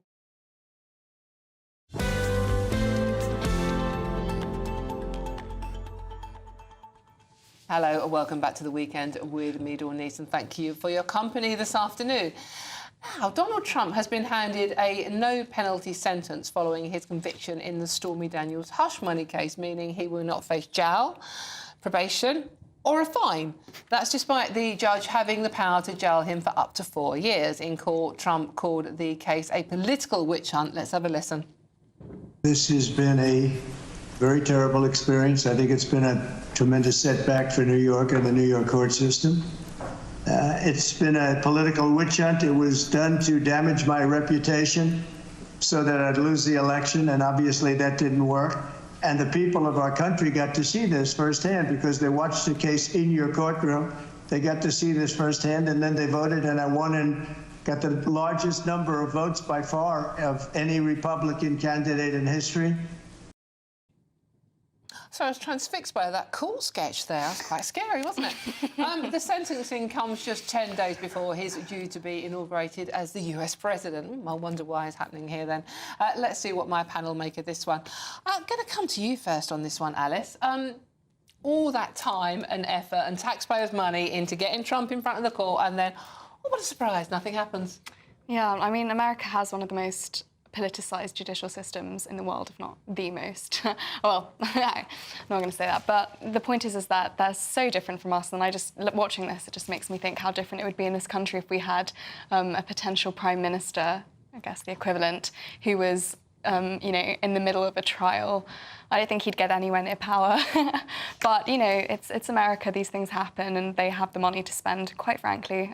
So there we go. I'm not surprised with the outcome. Do you think that if Trump had not about to be president, that it would have maybe a different outcome? I don't think so. I think that it does seem to me to be something which has been politicised, but obviously ultimately the consequence has been just making him more popular because people look at that and do believe him, do think it's a witch hunt, and then they go out and vote for him. This is the interesting thing with Donald Trump.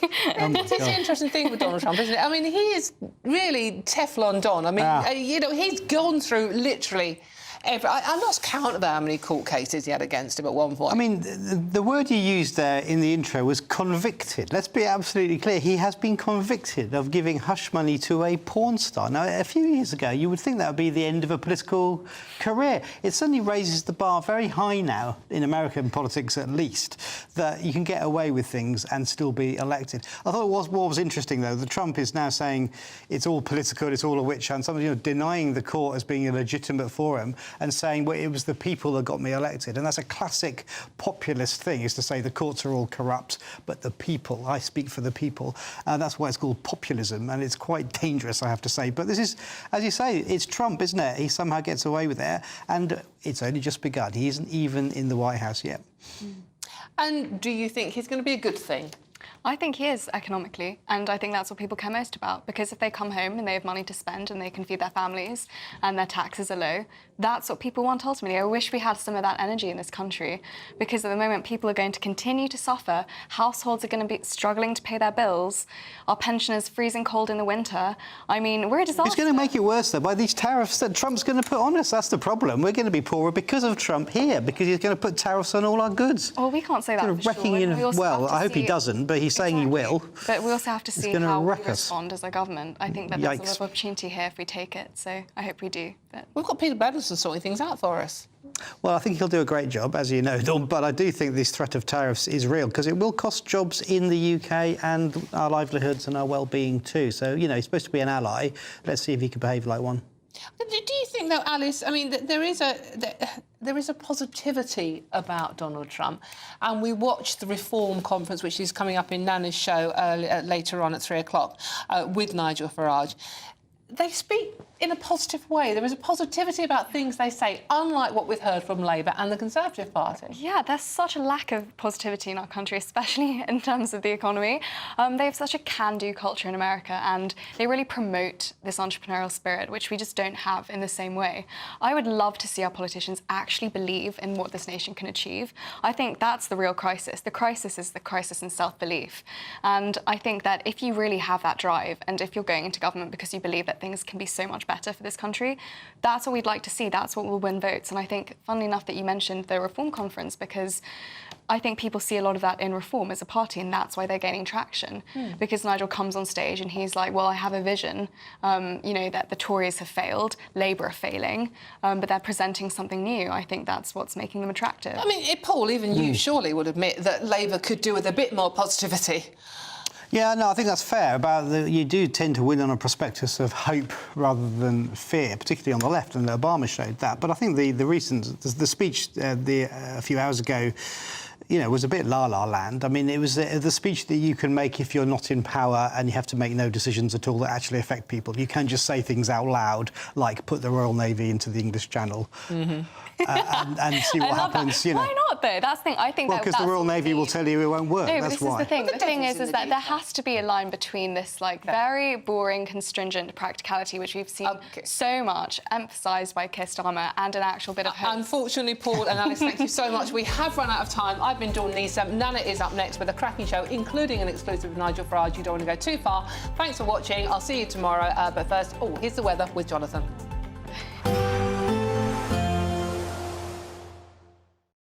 Expect a warm front, moving from the kitchen right through to the rest of the house. Boxed Boilers, sponsors of weather on GB News.